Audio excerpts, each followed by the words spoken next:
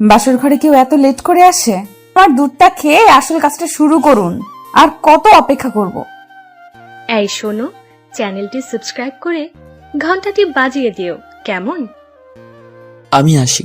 আমাদের গল্পগুলো যদি ভালো লেগে থাকে তাহলে আমাদের চ্যানেলটি সাবস্ক্রাইব করে পাশে থাকবেন। ধন্যবাদ। আর আমি প্রিয়াঙ্কা। আমাদের গল্পগুলো যদি ভালো লেগে থাকে অবশ্যই আমাদের চ্যানেলকে সাবস্ক্রাইব করে পাশে থাকবেন। আর হ্যাঁ, ভিডিওটি সম্পূর্ণ শুনবেন। এখন আপনার বাসায় আসার সময় হলো? বাসর ঘরে কেউ এত লেট করে আসে? সরি, আসলে বন্ধুদের জন্য আসতে একটু লেট হয়ে গেল। হ্যাঁ, আসলেন কেন? বন্ধুদের সাথেই বাসর রাত করে নিতেন। যত সব। জি, সরি বললাম তো। এতটা রিয়াক্ট করার কি আছে শুধু শুধু? না, কিছু নেই তো। এখন জনাব, আমার দুধ খেয়ে আমায় উদ্ধার করুন। মানে কি বলছেন আপনি? আমি বুঝতে পারিনি। বললাম আমার দুধটা খেয়ে আসল কাজটা শুরু করুন। আর কত অপেক্ষা করব? নাফিসার কথাগুলো শুনে নাহিদ ভীষণ চমকে গেল।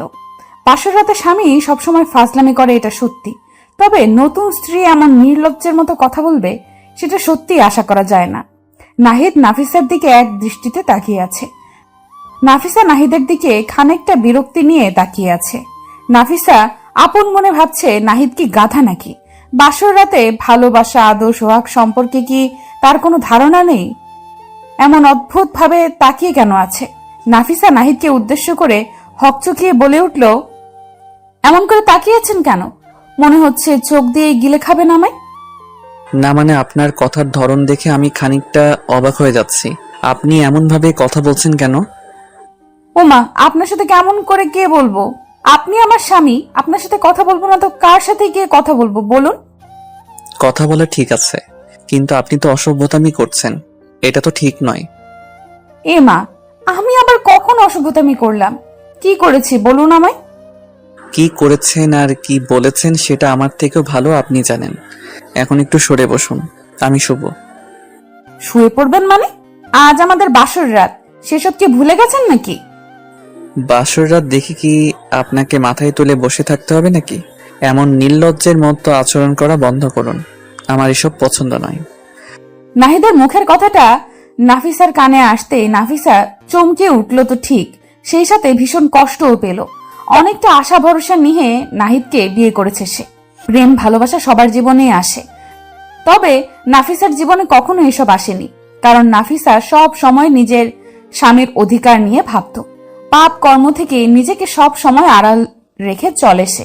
কিন্তু আজ সেই স্বামীর কাছেই নাফিসার মূল্য নেই। নাফিসা মন খারাপ করে বসে থাকতেই নাহিদ নাফিসার পাশে শুয়ে পড়ল। নাফিসার সাথে একটু কথা বলারও সময় হয়তো তার নেই। নাফিসা কিছু সময় বসে থাকার পর নিশ্চুপ হয়ে নাহিদের পাশে গুটিসুটি হয়ে শুয়ে পড়ল।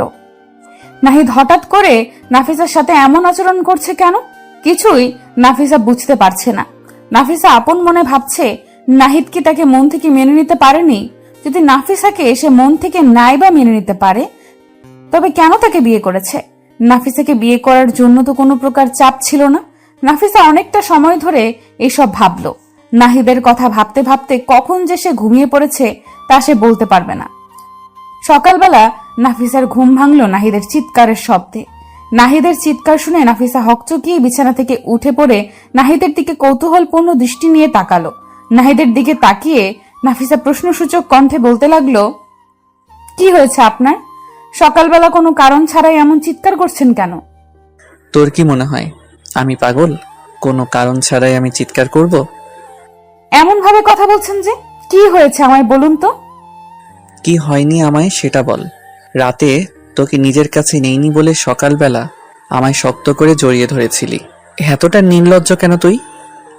নাহিদের কথা শুনে নাফিসা বুঝতে পারলো তার অপরাধটা আসলে কি। নাহিদকে ঘুমের ঘোরে জড়িয়ে ধরাটা তার অপরাধ ছিল।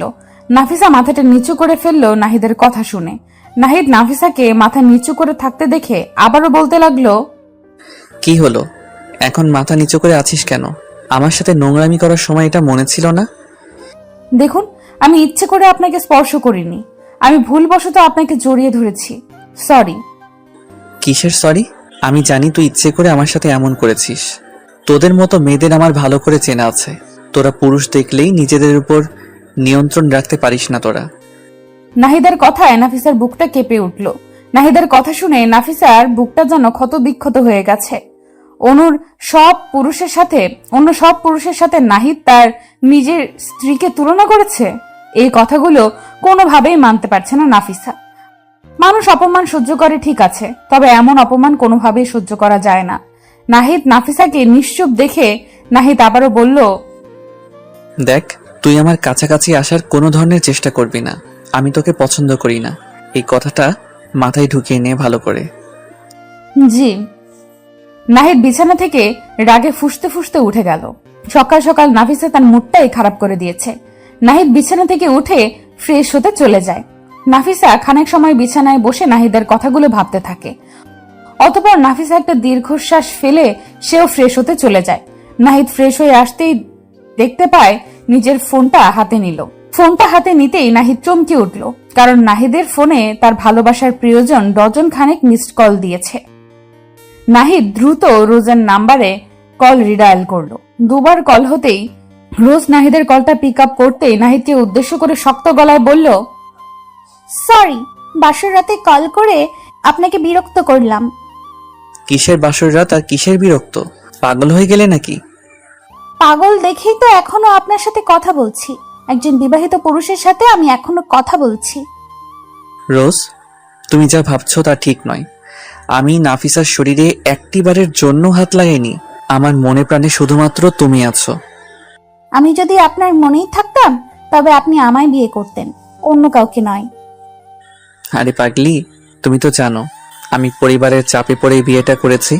আমার কোনো ইচ্ছা ছিল না এই বিয়েতে, বিশ্বাস করো। জানি আমি, টিপে ইচ্ছে ছিল আর না ছিল, তাই তো সারা রাত নিজের নতুন বউয়ের সাথে রোমান্টিক ভালোবাসার আদান প্রদান করেছেন। বাজে কথা বন্ধ করো। আমি বলছি তো, ওকে আমি স্পর্শ করিনি, আর তুমি কি না বলছো? তাহলে আমি ফোনটা কেন ধরতে পারোনি? আমায় আর শেখাতে হবে না তোমায়। আমিও নতুন করে নিজের জীবন গুছিয়ে নিয়েছি। রনির সাথে আমার রিলেশনশিপ শুরু হয়েছে গতকাল থেকে। আমায় আর বিরক্ত করবেন না। হ্যালো রোজ, প্লিজ আমার কথা শোনো। হ্যালো। নাহিদের সম্পূর্ণ কথা না শুনে রোজ কলটা নাহিদের মুখের উপর কেটে দিল। নাহিদ হ্যালো হ্যালো করেই যাচ্ছে, তবে ওপার থেকে কোনো রেসপন্স পাওয়া যাচ্ছে না। নাহিদ মনটা খারাপ করে ফোনটা কানের উপর থেকে নামিয়ে নিল। রোজ তাকে কি করে অস্বীকার এবং অবিশ্বাস করতে পারে, সেটাই নাহিদ ভাবছে। রোজের উচিত ছিল নাহিদের কথা বিশ্বাস করা। নাহিদ যে কোনোভাবেই রোজের অধিকার অন্য কাউকে দিতে পারে না। নাহিদ বিছানায় বসে পড়ল মন উদাস করে। ওইদিকে নাফিসা ফ্রেশ হয়ে নিয়ে রুমের বাইরে চলে এলো। নাস্তার টেবিলে নাফিসা দেখতে পেল নাহিদের বাবা মা বোন সবাই নিচে বসে আছে। নাফিসাকে দেখে নাহিদের বোন বলতে লাগলো, ওই দেখো মা, ভাবি চলে এসেছে। নূরের কথায় সবাই নাফিসার দিকে দৃষ্টিপাত করলো। নাফিসা মাথা নিচু করে মুচকি একটা হাসি দিয়ে সকলের সাথে বসে নাস্তা সেরে নিল। নাস্তা শেষ করতেই নাফিসার শ্বশুর ও শাশুড়ি চলে যায় নিজেদের রুমে। নাফিসা খাবার প্লেট গুছিয়ে নিচ্ছে, ঠিক এমন সময় নূর নাফিসাকে উদ্দেশ্য করে মুচকি হেসে বলতে লাগলো, ভাবি, ভাইয়া কেমন আদর করলো গো তোমায়? ভালোই করেছে, কিন্তু কেন? কেন কি? আমার তো এখনো বিয়ে হয়নি। সবকিছু জেনে না রাখলে পরে গিয়ে তো ঝামেলাই পড়তে হবে, তাই না? এই জন্য তোমার থেকে সব জেনে নিচ্ছি। সব জেনে রাখাটা ঠিক আছে, তবে একটা কথা আমি তোমায় পার্সোনালি বলতে চাই। কথাটা হলো, স্বামীর বাড়ির সব থেকে কাছের লোকটা হলো তোমার স্বামী, আর সব থেকে দূরের লোকটাও ঠিক সেই তোমার স্বামী। ভাবি, তোমার কথা আমি তো কিছুই বুঝতে পারলাম না। আমায় একটু খোলসা করে বলো না। খোলসা করে বলার কিছু নেই, সময় মতো তুমি নিজেই সবটা বুঝতে পারবে। একটু অপেক্ষা করো শুধু। নাফিসা নূরের দিকে তাকিয়ে মুচকি হাসি দিয়ে চলে যায় নিজের রুমের দিকে। নূর নাফিসার দিকে প্রশ্নসূচক দৃষ্টিতে এখনো তাকিয়ে আছে। নাফিসার কথাগুলো যেন তার মাথার মধ্যে জটলা পাকিয়ে ফেলেছে। নাফিসা নিজের রুমে এসে দেখলো নাহিদ উদাস করে বসে আছে। নাহিদ মন উদাস করে বসে আছে। নাফিসার যদিও ইচ্ছে করছে নাহিদের মন খারাপের কারণ জানতে, তবে এখন নাহিদকে কিছু জিজ্ঞেস করার মানে গায়ে পড়ে অপমানিত হওয়া, যেটা নাফিসা হতে চাইছে না। নাফিসা নিজের কাজ করতে লাগলো। ওইদিকে নাহিদ কিছু সময় রুমের মধ্যে দুম করে বসে থেকে অতঃপর রুম থেকে বেরিয়ে যায়। নাহিদ বাড়ির থেকে বেরিয়ে সোজা চলে যায় রোজের সাথে দেখা করতে। যে করেই হোক রোজের রাগ ভাঙাতে হবে তার। রোজ আর তার ভালোবাসার সম্পর্ক এমন করে শেষ হয়ে যেতে পারে না। এই ভালোবাসাকে নাহিদকেই টিকিয়ে রাখতে হবে। নাহিদ বাড়ির থেকে বেরিয়ে সোজা চলে যায় রোজের বাড়ির সামনে। রোজের বাড়ির সামনে এসে নাফিসা রোজকে কল করে। প্রায় 5 থেকে 6 বার রিং হবার পর রোজ কলটা পিক করে। নাহিদ কলটা পিক হতেই রোজকে উদ্দেশ্য করে মলিন কণ্ঠে বলতে লাগলো, রোজ, আমি কতক্ষণ ধরে কল করছি, তুমি কি দেখতে পাচ্ছিলে না? আমি তোমার সাথে দেখা করতে এসেছি। তোমার বাড়ির নিচে আছি আমি, একটু নিচে আসো। সরি, আমি আসতে পারবো না। তাছাড়া বিয়ে করার পরও তোমার কেন আমার প্রয়োজন হলো? তোমার স্ত্রী কি তোমায় সুখ দিতে পারছে না? রোজ, আমি জানি তুমি আমার উপর রেগে আছো, আর তোমার রাগ করাটাও জায়েজ, কিন্তু বিশ্বাস করো, আমার আর নাফিসার মধ্যে কোনো ধরনের সম্পর্ক নেই। একটু বিশ্বাস করো আমায় প্লিজ। আমি তো তোমাকে বিশ্বাস করি। তুমি এক কাজ করো, আমার সাথে যদি তোমার সম্পর্ক রাখতে ইচ্ছা হয় তবে তুমি নাফিসাকে ডিভোর্স দিয়ে দাও। ওকে ডিভোর্স দিয়ে তোমার সব সম্পত্তি আমার নামে করে দাও, তারপর আমি তোমায় বিয়ে করব। রোজের কথা শুনে নাহিদের আর বুঝতে বাকি থাকলো না যে আসলে রোজ কি চাইছে। রোজ চাইছে নাফিসাকে ছেড়ে দিয়ে সে নাহিদের স্ত্রী তো নামমাত্র হবে।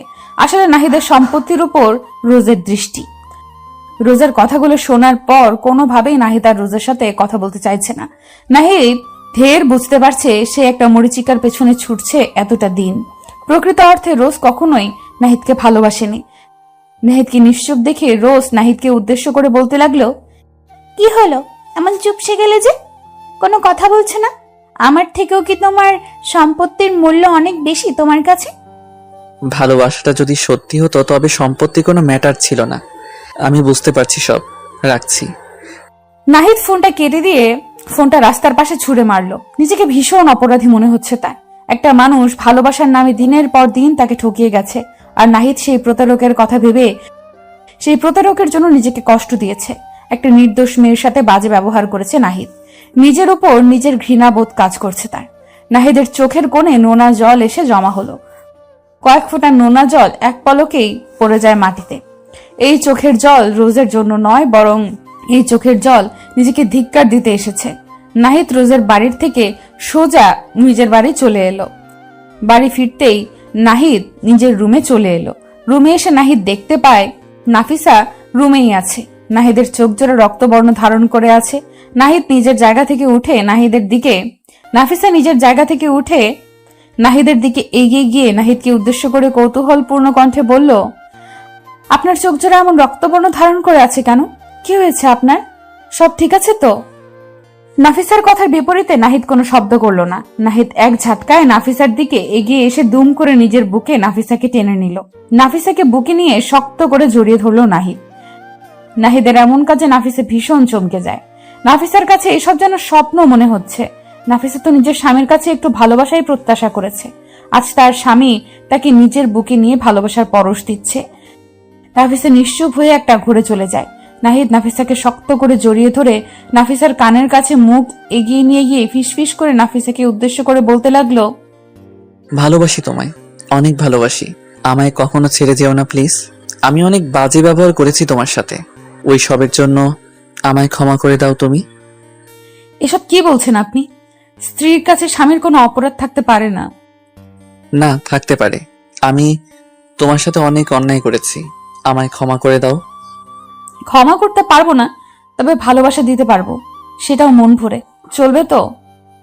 নাফিসার কথাটা শেষ হতেই নাহিদ যেন আরো শক্ত করে নাফিসাকে নিজের বুকের সাথে লেপ্টে নিল। নাহিদ আজ নিজের সমস্ত ভুলগুলো বুঝতে পেরেছে। নাহিদ বুঝতে পেরেছে সে একটা মরিচিকার পেছনে ছুটে নিজের সত্যিকারের ভালোবাসাকে তুচ্ছ তাচ্ছিল্য করেছে। আসলে নাফিসাই তার জীবনের সত্যিকারের ভালোবাসা। নাহিদ আর চাইছে না নিজের স্ত্রীকে ঠকাতে, আর চাইছে না নিজের থেকে দূরে নিজের স্ত্রীকে রাখতে। ভালোবাসায় সিক্ত হয়ে যেতে চাইছে দুটি হৃদয়। নাফিসা নিজের ভালোবাসার প্রিয় মানুষটির বুকে মাথা দিয়ে পরম শান্তি নিতে পেরে নিজেকে যেন আরো ধন্য মনে করতে লাগলো। এই যে মিস্টার, আপনার হাত সাবধানে রাখুন। কেন গো, আমার হাত আবার তোমার কি ক্ষতি করলো? আপনার হাত এসে বারবার আমার কোমর স্পর্শ করছে, এসবের মানে কি? এসবের মানে বোঝো না? তাছাড়া আমার হাত আপনার কোমর স্পর্শ করলে সেটাতে আমার কি দোষ? আপনার কি দোষ মানে? আমার কোমর স্পর্শ করে বলছেন আপনার কোনো দোষ নেই? না তো, আমি আপনার কোমর স্পর্শ করলেও কি আমার মনের মধ্যে তার কোনো পাপ নেই? Shut up! রাস্তাঘাটে মেয়ে দেখলে লুচ্চামি করতে ইচ্ছে করে, তাই না? হয়তো তাই করে। বাই দ্য ওয়ে, আমার স্পর্শে আপনার ভিতরে কেমন অনুভূতি জাগালো সেটা তো বললেন না মিস। এটা যদি পাবলিক প্লেস না হতো না, বিশ্বাস করুন আপনার এই অসভ্যতামের সঠিক জবাব আমি নিজেই দিয়ে দিতাম। তাই নাকি? তাহলে বলুন কোথায় আসতে হবে? আমার স্পর্শ পাওয়ার পর সব নারী এমন পাগল হয়ে যায়, বারবার চায় আমার স্পর্শ। পায় আল্লাহ, কোথায় যাব আমি? স্টুপিড! কলেজ ক্যাম্পাসের সামনে অধরার কোমর স্পর্শ করে নোংরামি করে অয়ন। অয়নের এমন নোংরামি দেখে রাগে ফুঁসতে থাকে অধরা। কলেজের ভিপি যদি এমন নোংরামি কাজ করে ক্যাম্পাসের মধ্যে, তবে সেটা কোনোভাবেই সুখকর ব্যাপার নয়। অধরা অয়নকে চোখ রাঙানি দিয়ে ক্যাম্পাস থেকে বেরিয়ে বাড়ির উদ্দেশ্যে রওনা দিল। অধরার সারা শরীর রাগে জ্বলে যাচ্ছে। একটা ছেলে এতটা নোংরা মানসিকতার কেমন করে হতে পারে, সেটাই তো ভাবছে অধরা। পুরো কলেজের সকল স্টুডেন্টের সামনে অয়ন এমন একটা কাজ করেছে, অধরার চোখ থেকে জল চলে আসছে প্রায়। অয়ন তাকে স্পর্শ করেছে বলে নয়, বরং অয়নকে তার উচিত জবাব দিতে না পেরে অধরার চোখে জল আসছে। অধরা চলে যেতেই অয়ন দাঁত বের করে পাগলের মতো হাসতে লাগলো। অয়নের বন্ধু অভি এসে অয়নকে উদ্দেশ্য করে কৌতূহলপূর্ণ কণ্ঠে বলল, কিরে দোষ, তুই এমন করে হাসছিস কেন? কি হয়েছে? আরে তেমন কিছু না, ছাড়ো তো এইসব। এখন বল, তোর মুখের উপর হঠাৎ করে 12টা কেন বেজে আছে? কি হয়েছে? আর বলিস না, গতকাল কলেজে তুই যে মেয়েটাকে টিজ করেছিস, সেই মেয়েটা প্রিন্সিপালের কাছে নালিশ করেছে তোর নামে। প্রিন্সিপাল তোকে জরুরি অফিস রুমে দেখা করতে বলেছে।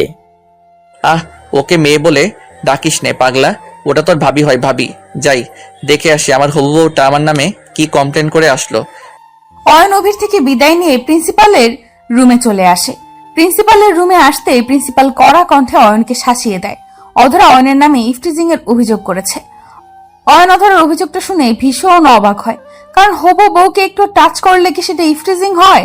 অয়ন তো মনে প্রাণে অধরাকে নিজের স্ত্রী বলেই মেনে নিয়েছে, এখন শুধু অধরার মানা বাকি। অয়ন প্রিন্সিপালের বকা খেয়ে কলেজ থেকে সোজা বাড়ি চলে আসে।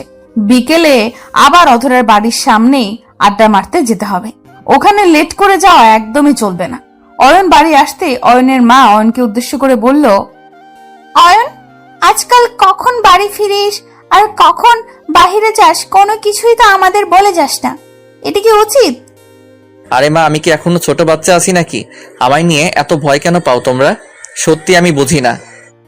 বুঝবি কেমন করে? যেদিন সন্তানের বাবা হবি সেদিনই বুঝবি মা বাবা চিন্তা কেন হয়। ওকে মা, হয়েছে, আর কখনো না বলে কোথাও যাব না আমি। এবার ঠিক আছে?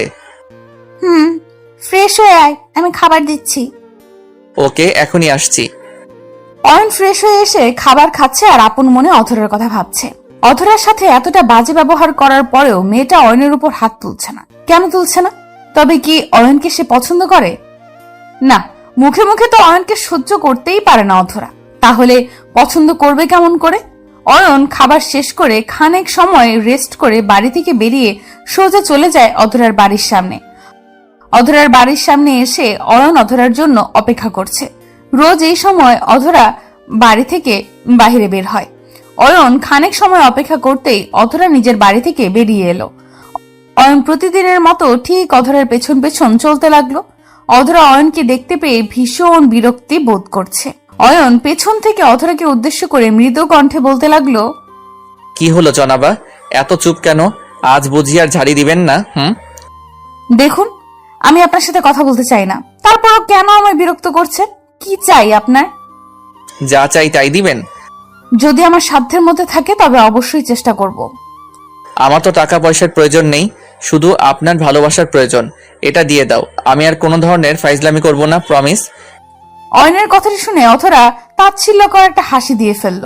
অয়ন অধরার হাসির শব্দ শুনে ভীষণ অবাক হয়ে যায়। অয়ন অধরাকে আবারও বলতে লাগলো, কি হলো, হঠাৎ করে হাসছো কেন? আমি কি কোনো জোকস বলেছি? আমার থেকে ভালোবাসা চাইতে আপনার একটু লজ্জা করলো না? মানে কি ভাবেন আপনি নিজেকে? আপনার এই অত্যাচার সহ্য করছি বলে কি আপনার সব কথা আমি নীরবে মেনে নেব? আপনাকে ভালোবাসার কথা আমি কখনো ভাবতেও পারি না। আপনি একটা... ওয়েট ওয়েট, তোমার ভাবনার কথা আমি জানতে চাইনি। যতদিন আমায় ভালোবাসা না দিবে ততদিন এই অয়ন চৌধুরীর রোমান্টিক অত্যাচার সহ্য করতে হবে। তোমার সাথে ভালোভাবে কথাই বলা যায় না। আপনাকে কথাও কেউ বলতে বলেনি, আর না বলেছে বিরক্ত করতে। প্লিজ আমায় আর জ্বালাতন করিয়েন না।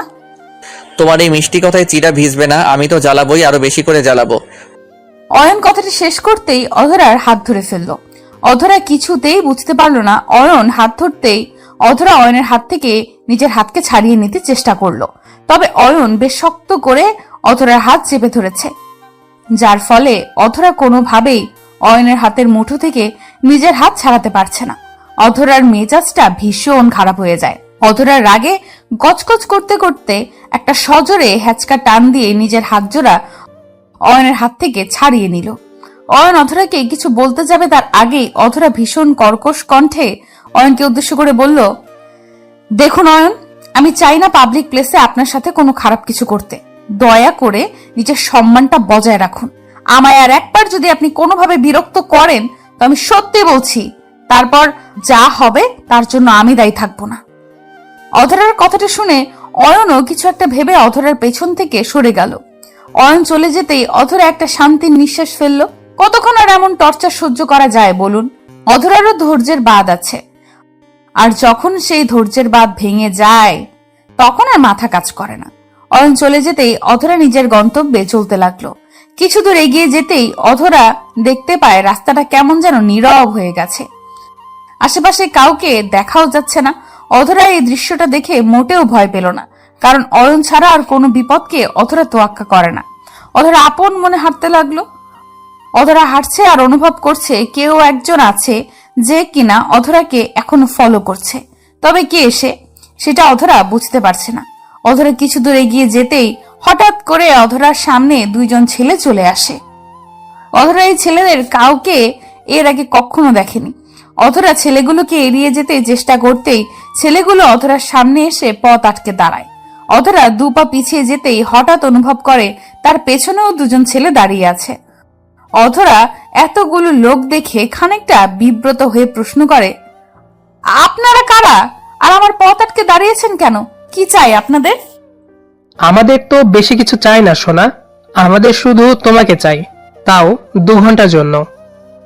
ছেলেটার কথাটা বলতেই অধরার বুকের উপর থাকা ওড়নাটার দিকে হাত বাড়িয়ে দিল। অধরা নিজের ওড়নাটা ওদের থেকে আড়াল করতে চেষ্টা করছে, তবে পারছে না। ছেলেটা হ্যাচকা টান দিয়ে অধরার বুকের ওপর থেকে ওড়নাটা কেড়ে নিল। অধরা নিজের উন্মুক্ত বুকটা হাত দিয়ে ঢেকে আড়াল করলো। অধরা বারবার ছেলেগুলোকে অনুরোধ করছে যাতে করে তারা অধরাকে যেতে দেয়। অধরার কথার কোনো পাত্তা না দিয়ে একটা ছেলে পেছন থেকে অধরার শরীরের উপর হাত দিতে চেষ্টা করতেই দুম করে কোথা থেকে যেন অয়ন চলে আসে আর ছেলেটার হাত দুম করে ধরে ফেলে। অধরা অয়নকে দেখতেই মনের মধ্যে সাহস অনুভব করলো। দৌড়ে এসে অধরা অয়নের পেছনে লুকিয়ে পড়লো। অয়ন ছেলেগুলোকে উদ্দেশ্য করে বলতে লাগলো, যদি ভালো চাস তো এখান থেকে সব কটা দৌড়ে পালিয়ে যা, আমি আর তোদের মুখ এখানে দেখতে চাই না। কে বে তুই? এমন ভাবে কথা বলছিস মনে হচ্ছে কোনো হিরো। আরে গাধা, এই গল্পের হিরো তো আমি। তোরা শুধু শুধু এসে এই মেয়েটাকে বিরক্ত করছিস। ওকে বিরক্ত করার অধিকার শুধুমাত্র আমার। আই সবাই মিলে তাহলে একটু মাস্তি করি। শুধু শুধু আমাদের সাথে শত্রুতা করার মানে আছে কি? মস্তি তো আমিও করতে চাই, তবে তোদের সাথে। এই মেয়ের সাথে মস্তি করার কোনো ইচ্ছা নাই আমার, কারণ এই মেয়েটাকে আমি মন থেকে ভালোবাসি। তাই নাকি? আজ তোর সাথে সাথে এই মেয়েটাও যাবে। অয়ন ছেলেগুলোর কথা শুনে হেসে ফেলল। অয়ন নিজেও জানে যে এতগুলো ছেলের সাথে একা অয়ন পেরে উঠবে না, তবে যেখানে অধরার প্রশ্ন সেখানে অয়ন পিছপা হবে না। ছেলেগুলো অয়নের দিকে দৌড়ে ছুটে এগিয়ে আসতে লাগলো। অয়ন ধীর গতিতে নিজের শার্টটা কোমরের উপরে তুলতেই ছেলেগুলো ঠায় পাথরের ন্যায় দাঁড়িয়ে পড়ল। অয়ন নিজের কোমরে হাত দিতে ছেলেগুলো ছোটাছুটি করে অয়নের সামনে থেকে পালিয়ে গেল। ছেলেগুলোর পালানো দেখে অধরা খানিকটা অবাক হয়ে যায়। হঠাৎ করে এই ছেলেগুলো এমন করে পালিয়ে গেল কেন? কিছুই বুঝতে পারলো না অধরা। ছেলেগুলো চলে যেতেই অয়ন অধরাকে উদ্দেশ্য করে বলল, আমি সাথে আসলে তো সমস্যা শুরু হয়ে যায়। আমায় তাড়িয়ে দিতে পারলেই তুমি বেঁচে যাও। দেখেছো আমার না থাকার পরিণামটা কি হতে পারে? সেসব না হয় বুঝলাম, তবে এটা বুঝতে পারছি না যে ছেলেগুলো এমন ভাবে পালিয়ে গেল কেন। আপনি কি ওদের চেনেন আগে থেকে? এদেরকে আমি চিনব কোথা থেকে? নিজের ক্লাসের স্টুডেন্টদেরও ঠিকমতো চিনি না, আবার এই বখাটেগুলো। ওদেরকে বখাটে বললেন কেন? ওর আর আপনি তো এক, দুজনের কাজই এক, ইফটিজিং করা। তাই না? ওরা আর আমি এক না। ওকে, আমি একজনকে জ্বালাতন করি, তাও তাকে ভালোবাসি বলে, আর ওরা তো সবার সাথে এমন করে। ওরা আর আমি এক হলাম কেমন করে? পাপ অল্প করা আর বেশি করা এক ব্যাপার, আপনাকে বুঝিয়ে লাভ নেই। এটা কি হলো? আমি তোমাকে সাহায্য করলাম আর তুমি আমায় ধন্যবাদ না দিয়ে এমন ভাবে অপমান করছো? এটা কিন্তু একদম ঠিক কথা না অধরা। ও আচ্ছা, ধন্যবাদ হয়েছে। হুম, কেউ আমায় ধন্যবাদ বললে আমি তাকে রিটার্ন কিছু দিয়ে দিই, আর তোমাকে রিটার্ন কিছু দিতে চাই। আপনি আমায় আবার কি রিটার্ন দিবেন? সেটা না হয় আমি নিজেই বুঝে নিলাম, তোমায় ভাবতে হবে না। অয়ন কথাটা বলতেই অধরার দিকে এগিয়ে এলো। অধরা অয়নের দিকে এক দৃষ্টিতে তাকিয়ে আছে। অধরা বোঝার চেষ্টা করছে অয়ন কি করতে চলেছে। অয়ন অধরাকে বেশি সময় দিল না। দুম করে অধরার গালের উপর নিজের হাত জোড়া চেপে ধরল। অধরার গালে চুমু পড়তেই অধরা চোখ জোড়া ছানা বড়া হয়ে যায়। অয়ন অধরার গালে চুমু খেয়ে অধরাকে বাই বলে দ্রুত চলে যায়। অধরা নিজের গালের ওপর হাত জোড়া রেখে অবাক হয়ে ঠায় দাঁড়িয়ে থাকলো। অয়ন অধরার সামনে আর দাঁড়ালো না, কারণ অয়ন জানে এরপর অধরার রিয়াকশনটা দেখার মতো হবে, আর অয়ন কোনোভাবেই চায় না মুডটা খারাপ করতে। তাই খানিকটা পালিয়েই গেল অয়ন। অধরা বাড়ি আসার পর থেকে কেন জানি নিজের অজান্তেই বারবার অয়নের কথা ভাবতে লাগলো সে। অয়নের প্রতি হঠাৎ করে এতটা ভালো লাগা কেমন করে জন্মালো তার? নিজের কাছেই এর উত্তরটা অজানা হয়ে আছে। 2 দিন ধরে অয়ন আর অধরার কোনো দেখা হয়নি, আর না হয়েছে কোনো কথা। অধরাও এই 2টি দিন অয়নকে না দেখতে পেয়ে, অয়নের সাথে কথা না বলতে পেরে মনমরা হয়ে গেছে। কোনো কাজেই তার মন বসছে না। বারবার অয়নের ফাজলামি ইফটিজিং গুলো মিস করছে সে। ছেলেটা তো আর কারোর সাথে এমন করে না, শুধু তো অধরার সাথে এমন করে। অধরা অয়নের মাঝে নিজের ভালোবাসাকে খুঁজতে লাগলো। 2 দিন পর হঠাৎ করেই অধরার বাড়ির কলিং বেলটা বেজে উঠল। নিজের রুম থেকে বেরিয়ে আসার কোনো ইচ্ছা না থাকার পরেও অধরা বেরিয়ে এসে দরজা খুলতেই দেখতে পায় অয়ন আর তার পাশে কিছু লোক আছে। অধরা একটু চমকে গিয়ে বলে উঠল, অয়ন, ওনারা কারা? আর তুমি এতদিন পর কোথা থেকে এলে? কোথায় ছিলে তুমি? আমি তো বিয়ের প্রিপারেশন নিচ্ছিলাম, তাই তোমার সাথে দেখা করতে পারিনি। এই যে বাবা মাকে নিয়ে চলে এলাম পাকা কথা বলার জন্য। অয়নের কথার কোনো আগামাথা খুঁজে পেল না অধরা। শুধুমাত্র অবাক হয়ে দরজার সামনে দাঁড়িয়ে থাকলো সে। অয়নের গলার কণ্ঠস্বর পেতেই অধরার বাবা মা চলে আসলো। ওনারা আগে থেকেই জানতো অয়নের ব্যাপারে, আর আজ যে তারা দেখা করতে আসবে, অধরাকে দেখতে আসবে, সেটাও তারা আগে থেকেই জানতো। তবে অধরাকে সারপ্রাইজ দিবে বলে তাকে কিছু জানানো হয়নি। অতঃপর আর কি, অয়ন আর অধরার বিয়ের কথা পাকা হয়ে যায়। বিয়ের কথা পাকা হবার আগে অধরার থেকে তার সিদ্ধান্ত জিজ্ঞেস করতেই অধরা প্রথমে তো সরাসরি না করে দেয়। তবে অয়ন তো আর যেমন তেমন পাগল না, আস্ত একটা পাগল। ঠিক অধরাকে রাজি করিয়েই নিল। আমার ঠোঁটের দিকে এক দৃষ্টিতে তাকিয়ে আছো কেন?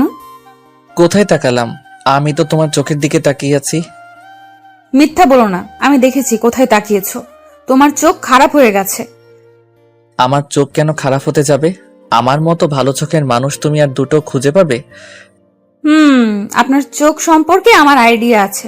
এখন বলুন, আর কত সময় ধরে এখানেই বসে থাকবেন? বাড়ি ফিরবেন না? না, ফিরবো না। আজ সারাদিন আমরা এখানে বসে গল্প করব। না, আমার এসব পছন্দ হয় না। আমি শুনেছি রেস্টুরেন্টে এসে অনেক ছেলে মেয়ে বাজে কাজ করে। আমি এসব করতে চাই না। আমি বাড়ি ফিরবো। বাজে কাজ কি করে? তাছাড়া একটু আধটু করলে সমস্যা হয় না? আয়ান কথাটা বলতেই একটা দুষ্টু হাসি দিল। আফিফার সাথে আয়ানের ভালোবাসার সম্পর্ক প্রায় বছর খানিক হবে। এই 1 বছরের সম্পর্কের মাঝে আয়ান আফিফার শরীরে স্পর্শ তো দূর, আফিফা আয়ানকে একটিবারও আফিফার হাত ধরে হাঁটার অনুমতিও দেয়নি। আয়ান যদিও অনেকবার চেষ্টা করেছে আফিফার হাত ধরতে, তবে আফিফা সাফ সাফ আয়ানকে জানিয়ে দেয় যে তার এসবে কোনো আগ্রহ নেই। তাছাড়া আফিফা চায়ও না আয়ান আর তার মাঝে কোনো ধরনের পাপ জায়গা পাক। সেদিন আয়ান ইচ্ছে করে আফিফার হাত স্পর্শ করে। আফিফা সাথে সাথে নিজের হাত সরিয়ে নিয়ে আয়ানকে বলে বিয়ে করে নিতে, তারপর পবিত্রভাবে তাকে স্পর্শ করতে। তবে আয়ান বিয়ে করতে পারছে না, কারণ আফিফার বাবা কখনো আয়ান আর আফিফার সম্পর্ক মেনে নেবে না। আয়ানের কথাটা আফিফার একটুও পছন্দ হলো না।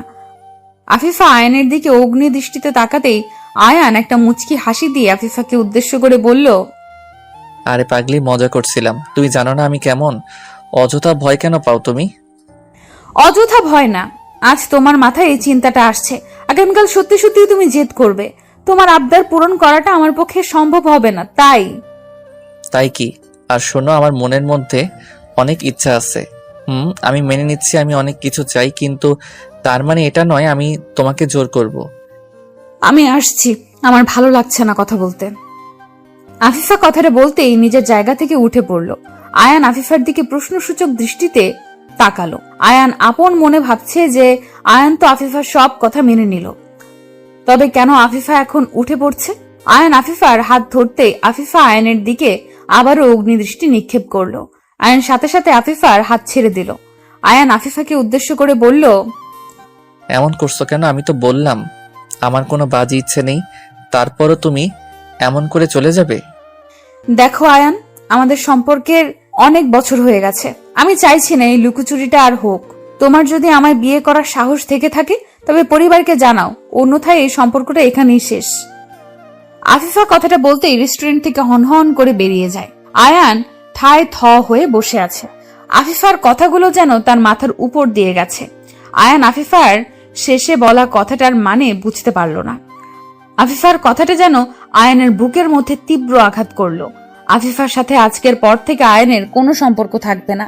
এটা শোনার পর আয়ানের চোখের পাতা যেন ভারী হয়ে এলো।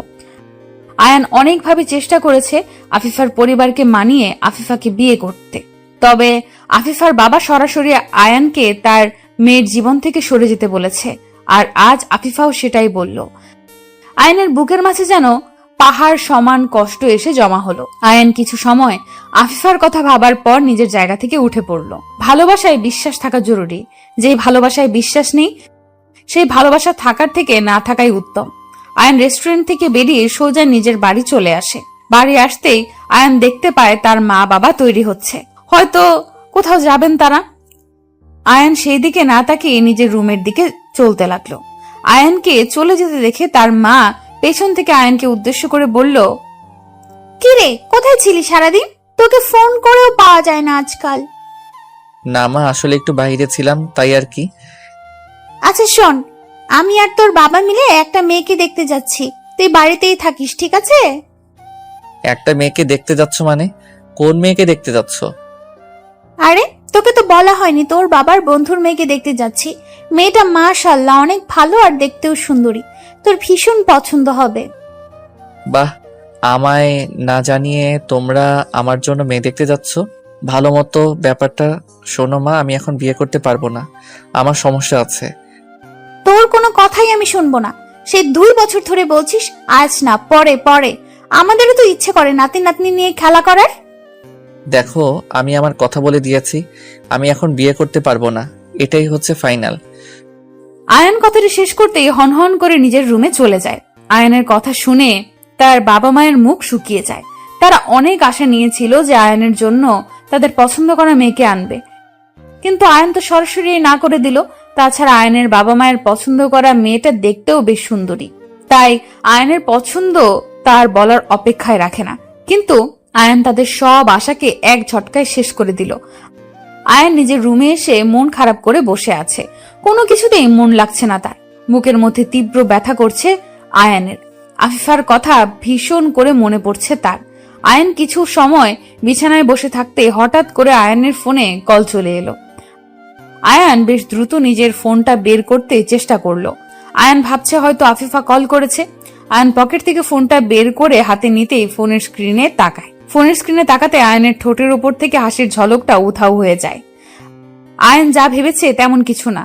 আয়ানের ফোনে কল এসেছে, তবে সেটা আফিফা করেনি, আয়ানের এক বন্ধু করেছে। আয়ান কলটা পিক করতেই ওপার থেকে রনি আয়ানকে উদ্দেশ্য করে বলল, কি রে মামা, সারাদিন কোথায় থাকিস তুই? তোকে কল করেও পাওয়া যায় না। কোথায় আবার, বাড়িতেই থাকি। আসলে আমি একটু বিজি থাকি, তাই কলটা পিক করতে পারিনি। কেন কল করেছিস? কিছু বলবি নাকি? এটা আবার কেমন ধরনের কথা আয়ান?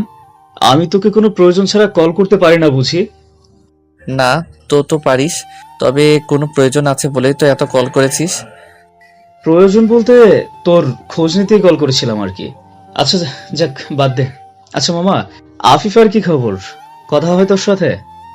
আর কথা, যাকে নিজের জীবনের থেকেও বেশি ভালোবাসি সে আমায় বিশ্বাস করতে পারছে না, আমায় অবিশ্বাস করে চলে গেছে। চলে গেছে মানে? কোথায় গেছে? তোদের এতদিনের সম্পর্ক শেষ কিভাবে করে দিতে পারলো? শেষ করে দেয়নি তো, এমন এক শর্ত দিয়েছে যেটা পূরণ করতে পারলে তার সাথে আমার সম্পর্ক থাকবে, আর না হয় থাকবে না। বলিস কি? ভালোবাসায় কি আবার কোনো শর্ত থাকে নাকি? ভালোবাসায় তো শুধুমাত্র ভালোবাসাই থাকে। আমিও তো তাই ভাবতাম, হয়তো আমার ভাবনা ভুল ছিল, তাই তো ছেড়ে চলে গেছে। আচ্ছা মামা, আমার একটু পরিষ্কার করে বলতো কি হয়েছে আসল ঘটনা? আমি তো তোর কথার কিছুই বুঝতে পারছি না। আয়ান রনিকে সবকিছু খুলে বলল। রনি আফিফার কথাগুলো শুনে চমকে যায়। ভালোবাসার মানুষের সাথে কেউ এমন ব্যবহার কি করে করতে পারে, সেটাই ভাবছে রনি। রনি আরো কিছু সময় আয়ানের সাথে কথা বলে কল কেটে দিল। আয়ান কল কেটে দিয়ে নিজের রুমে বসে থাকলো। সকালবেলা আয়ান ঘুম থেকে উঠে ফ্রেশ হয়ে নিল। আয়ান ফ্রেশ হয়ে এসে নাস্তা করতেই আয়ানের ফোনে কল চলে এলো। আয়ান ফোনটা হাতে নিতেই দেখলো আফিফা কল করেছে। আয়ান আফিফার কল পেতেই কলটা কেটে দিল। আয়ানের ইচ্ছে নেই আফিফার সাথে কথা বলার, কারণ আফিফার যদি তাকে সত্যিই ভালোবাসতো তবে আয়ানকে সে বিশ্বাস করত। আয়ানকে আফিফা বিশ্বাস করে না, আর বিশ্বাস ছাড়া কোনো সম্পর্ক টিকতে পারে না। আয়ান কলটা কেটে দিতেই আফিফা বারবার আয়ানকে কল করতে থাকলো। আয়ান শেষে বাধ্য হয়ে কলটা পিক করলো। আয়ান কলটা পিক করতে ওপার থেকে আফিফা আয়ানকে উদ্দেশ্য করে কান্না ভেজা কণ্ঠে বলল, আয়ান প্লিজ আমার কথা শোনো, প্লিজ কলটা কেটে দিও না প্লিজ। বলো, কি কথা বলবে? আয়ান, বাবা আমার জন্য বিয়ে ঠিক করেছে, আগামীকাল আমার বিয়ে। আমি কি করব বুঝতে পারছি না কিছু, প্লিজ একটা উপায় বের করো। আমি কি উপায় বের করব? তোমার বিয়ে হয়ে যাচ্ছে তো হয়ে যাক, সমস্যা নেই কোনো। আয়ান এইসব কি বলছো তুমি? মাথা ঠিক আছে তোমার? আমি তোমায় ভালোবাসি, তোমায় ভালোবেসে অন্য কাউকে আমি কেমন করে বিয়ে করব? যেমন করে আমায় ছেড়ে যেতে চাইছো ঠিক অমন ভাবে বিয়ে করবে।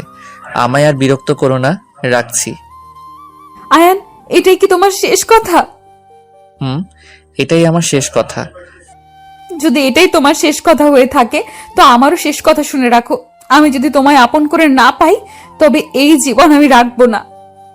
কারোর জন্য কেউ মরে যায় না আফিফা, এটা নিছক মিছে কথা। সবাই বেঁচে থাকে। সবার কথা তো বলতে পারছি না, তবে আমার নিজের কথা বলতে পারছি। সুখবরটা খুব শীঘ্রই পাবে আশা করি। আফিফা কথাটা বলতেই কলটা কেটে দিল। আয়ান আর দ্বিতীয়বার কল করলো না, কারণ আয়ান ভাবছে হয়তো আফিফা মজা করছে তার সাথে। আজ অব্দি সবাই বলে প্রিয়জনের জন্য জীবন দিয়ে দিতে পারে, মরে যেতে পারে, তবে সেটা শুধুমাত্র কথার কথা থাকে, সত্যিটা ভিন্ন হয়ে থাকে। আর আয়ান আর কি বা করবে? আফিফার বাবা মাকে অনেকবার সে বোঝাতে চেয়েছে, কিন্তু তারা আয়ানের কোনো কথাই শোনেনি, বরং অপমান করেছে আয়ানকে। আয়ান তবু আফিফাকে নিয়ে বাঁচতে চেয়েছে, কিন্তু আফিফার তো চিন্তা অন্য কিছুই ছিল। আয়ান নিজের মতো করে বিছানায় বসে আছে। আফিফার বিয়ে অন্য কারোর সাথে হয়ে যাবে, এই কথাটা ভাবতেই আয়ানের কলিজাটা কেঁপে উঠছে। নিজের ভালোবাসার মানুষটিকে অন্যের সাথে সহ্য করতে পারবে না আয়ান। আয়ান আফিফার কথা ভাবতে লাগলো আপন মনে। কিছু সময় আফিফার কথা ভাবতেই আয়ানের রুমে চলে আসে তার মা। আয়ানের মা এসে আয়ানকে উদ্দেশ্য করে শান্ত কণ্ঠে বলল, আয়ান, আমার তোর সাথে কিছু কথা ছিল, তুই কি এখন ফ্রি আছিস? মা বলো, কি কথা বলবে? আমায় সত্যি করে বল, তোর কি কোনো পছন্দ করা মেয়ে আছে?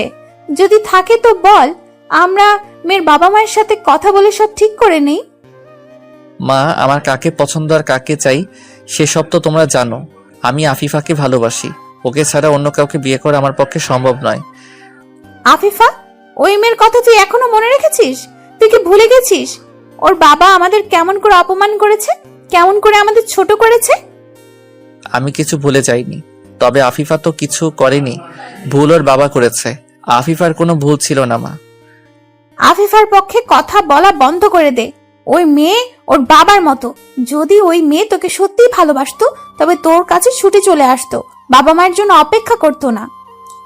আমার কাছে যেমন তোমরা গুরুত্বপূর্ণ, ঠিক তেমনি ওর কাছে ওর বাবা মা গুরুত্বপূর্ণ, তাই ও কোনো সিদ্ধান্ত নিতে পারছে না। তুই যত যাই বলিস, আমরা আর গায়ে পড়ে অপমানিত হতে পারবো না বাপু। ওই মেয়েকে নিয়ে আমাদের মনে আর কোনো ইচ্ছে নেই। আয়ানের মা কথাটা বলতেই চলে যায় আয়ানের রুম থেকে। আয়ান আগে থেকেই জানতো তার মা এই সম্পর্কে কোনো বিশেষ আগ্রহ দেখাবে না, কারণ আফিফার বাবা যেভাবে তাদের অপমান করেছে তারপর আর আফিফাকে নিয়ে কোনো ভাবনা থাকা অন্তত তাদের পক্ষে সম্ভব নয়।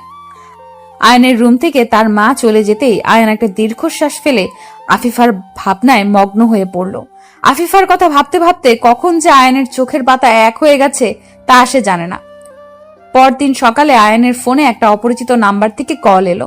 আয়ন ফোনটা পিক করতেই চমকে উঠল আয়নের চমকে ওঠার কারণ ফোনের ওপারে ছিল আফিফার বাবা। আফিফার বাবার কল পেয়ে আয়ন খানিকটা অবাক হয়ে যায়। আয়ন ফোনটা পিক করতে আফিফার বাবা আয়নকে উদ্দেশ্য করে বলতে লাগলো, আয়ান, কোথায় আছো তুমি? বাসায় আছি মা। কিন্তু কেন আঙ্কেল, কি হয়েছে? আফিফা হাসপাতালে ভর্তি আছে, ওকে দেখতে চাইছে একটু। যদি তুমি একটু আসতে তবে। আফিফার বাবা সম্পূর্ণ কথাটা বলতে পারল না। পুরো কথাটা বলার আগেই উনি কান্না করতে লাগলেন। আয়ান ওনাকে কান্না করতে দেখে আর বুঝতে বাকি থাকলো না যে নিশ্চয়ই কিছু একটা খারাপ হয়েছে। তা না হলে উনি কখনো আয়ানকে কল করতেন না। আয়ান ফোনটা রেখে দিয়ে ভীষণ বিচলিত হয়ে দৌড়ে নিজের রুম থেকে বেরিয়ে যায়। আয়ান হসপিটালের উদ্দেশ্যে বাড়ি থেকে বেরিয়ে পড়ে আপন মনে ভাবছে আফিফা যেটা বলেছে সেটা তো আয়ান মজা ভেবেছে, কিন্তু আফিফা সেই মজাটাকে সত্যি করে দিল। আয়ানের বুকের মধ্যে যেন কেউ ধারালো ছুরি দিয়ে আঘাত করছে। আয়ান এই যন্ত্রণা যেন সহ্য করতে পারছে না। আয়ান হসপিটালে এসে দ্রুত খোঁজ নিল আফিফা কোন কেবিনে আছে। অতঃপর আফিফার কেবিনে চলে আসে সে। আফিফা বিষ খেয়ে নিয়েছে। যদিও সব বিষ বের করা হয়েছে, তবে আফিফার অবস্থা মোটেও ভালো নয়। আয়ান আফিফার কেবিনে এসে আফিফার পাশে বসলো। আফিফার হাত ধরতে আফিফা আয়ানের দিকে তাকালো। আয়ান আফিফাকে উদ্দেশ্য করে মলিন কণ্ঠে বলল, কি দরকার ছিল এসব পাগলামি করার? যদি আজ খারাপ কিছু হয়ে যেত তখন কি হতো? কি নিয়ে বাঁচতাম আমি? কেন? তুমি তো বলেই দিয়েছো আমার যাই হোক তাতে তোমার কিচ্ছু না। তাহলে আমি কিসের আশায় বেঁচে থাকবো? আমি তোমার ছাড়া বেঁচে থাকতে পারবো না, তাই নিজেকে শেষ করে দিচ্ছি। আফিফার কথা শেষ হতে আয়ান আফিফাকে শক্ত করে নিজের বুকের সাথে মিশিয়ে জড়িয়ে ধরলো। আফিফা চোখ বন্ধ করে আয়ানকেও আজ জড়িয়ে ধরলো। আয়ান আফিফাকে জড়িয়ে ধরে বলতে লাগলো, তুমি ছাড়া আমিও বাঁচতে পারবো না। অনেক ভালোবাসি তোমায়, নিজের থেকেও বেশি। আমিও তোমায় নিজের জীবনের থেকেও বেশি ভালোবাসি। আয়ান আর আফিফার ভালোবাসার কাছে আফিফার বাবাকে হেরে যেতে হলো। আফিফার বাবা সেই দিন আয়ান আফিফাকে সারা জীবনের জন্য এক করে দিল। ভালোবাসা এটাকেই বলে। হাজার ঝড় বাধা উপেক্ষা করে সত্যিকারের ভালোবাসা একটা না একটা সময় তাদের পূর্ণতা ঠিক খুঁজে নেয়। সত্যিকারের ভালোবাসার সম্পর্কগুলোকে বিচ্ছেদের শব্দটা নিয়ে আসবেন না। আচ্ছা, তোমার পছন্দের জিনিসটা কেটে ফেলার সময় তোমার কেমন লেগেছে? ওসব জেনে তুমি কি করবে? আমার শরীরের অংশ ওটা, শোক লাগবে নাকি? কি করব আবার? এমনি জানতে চাইছি, বলো না। হ্যাঁ, ভীষণ কষ্ট লেগেছিল। আমি কান্না করেছিলাম অনেক। আহ, পাগল ছেলে, কাঁদার কি আছে? ওটাই তো আসল সুখ। তখন কি আর সেই শোক বুঝতাম? তখন ভাবতাম যে ব্যথা করছে, তাই কান্না করে ফেলেছি। বলো কি, কেটে গেছে ওটা? আর ব্যথা কি না লেগেছে তোমার? আচ্ছা, এটা কি মনের ব্যথা নাকি? আরে ওই গাধি, মনের ব্যথা হবে কেন? এটা তোমার শরীরের অংশ, তাই ব্যথা লেগেছে। আহাদের বারবার নিজের শরীরের অংশ বলায় নিধি খানিকটা অবাক হয়ে যায়। নিধি কোরবানির পশুর কথা বলছে আহাদকে। আহাদ যখন ছোট ছিল তখন তার পছন্দের একটা পশু ছিল।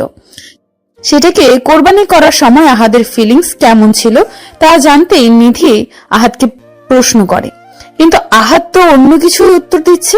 নিধি আহাদকে উদ্দেশ্য করে আবারও বলতে লাগলো, এই পাগলের মতো কি সব বলছো? তোমার শরীরের অংশ একটা পশু কেমন করে হয়? পশু মানে? এ দাঁড়াও, তুমি এতক্ষণ কি নিয়ে কথা বলছিলে? কি নিয়ে কথা বলছি মানে? আমি কোরবানির পশুর কথা বলছি। তুমি যখন ছোট ছিলে তখন তোমার প্রিয় পশুটাকে কোরবানি করার অনুভূতি জানতে চাইছি। ও শিট, তুমি পশু নিয়ে কথা বলছো আর আমি তো অন্য কিছুই ভেবে বসেছিলাম। সরি গো। তাই মনে করবে? আমি জানি তো তোমার সারাদিন ওসব কথা ছাড়া মাথায় কিচ্ছু আসে না। ধুর পাগলি, তুমি এমন করে বলেছো যে আমি নিজেই তো কনফিউজ হয়ে গেছি, তাই ওই উত্তরটা দিয়েছি আর কি। সরি তো। হয়েছে, এখন সরো। আমি আমার কাজে যাই আর তুমি বাজারে যাও। যে জিনিস নিবে সেসব নিয়ে এসো। এই তো কিছু সময় আগে গরু নিয়ে এলাম, এখন আবার একটু বাজারে যেতে হবে। আগামীকালও তো সময় আছে, আগামীকালই যাই। আগামীকাল? আচ্ছা ঠিক আছে, সে না হয় যাবে। এখন তাহলে রেস্ট করো, আমি একটু রান্নাঘর থেকে ঘুরে আসি। নিধি কথাটা বলতেই আহাদের পাশ থেকে উঠে পড়তে নিল। আহাদ নিধির দিকে তাকিয়ে দুষ্টু হাসি দিল। আহাদের মনের মধ্যে একটা রোমান্টিকতা ভর করে আছে। আহাদের মনের মধ্যে এই রোমান্টিকতা নিধি নিজেই জাগিয়েছে। এখন আহাদের মনকে অশান্ত করে সে কেটে পড়ছে। আহাদ কি এত সহজে নিধিকে যেতে দেবে নাকি? আহাদ দুম করে নিধির হাত ধরে ফেললো। একটা হেঁচকার টান দিয়ে নিধিকে নিজের দিকে টেনে নিল সে। নিধি আহাদের টানের টাল সামলাতে না পেরে হকচকিয়ে গিয়ে আহাদের বুকের উপর এসে পড়ল। আহাদের বুকের উপর এসে নিধি পড়তেই নিধির চুলগুলো বড্ড এলোমেলো ভাবে নিধির মুখের উপর এসে পড়ে। নিধি কিছুই বুঝতে পারছে না। কৌতূহলী হয়ে আহাদের দিকে প্রশ্নসূচক দৃষ্টিতে তাকিয়ে আছে সে। আহাদ নিধির চুলগুলো পরম আবেশে স্পর্শ করলো। সব চুলগুলো ঠিক করে দিয়ে নিধির কানের পেছনে গুজে দিল সে। নিধির দিকে হাস্যোজ্জ্বল মুখে তাকাতেই নিধি নিজের স্বামী আহাদকে উদ্দেশ্য করে বলল, এটা কি হলো?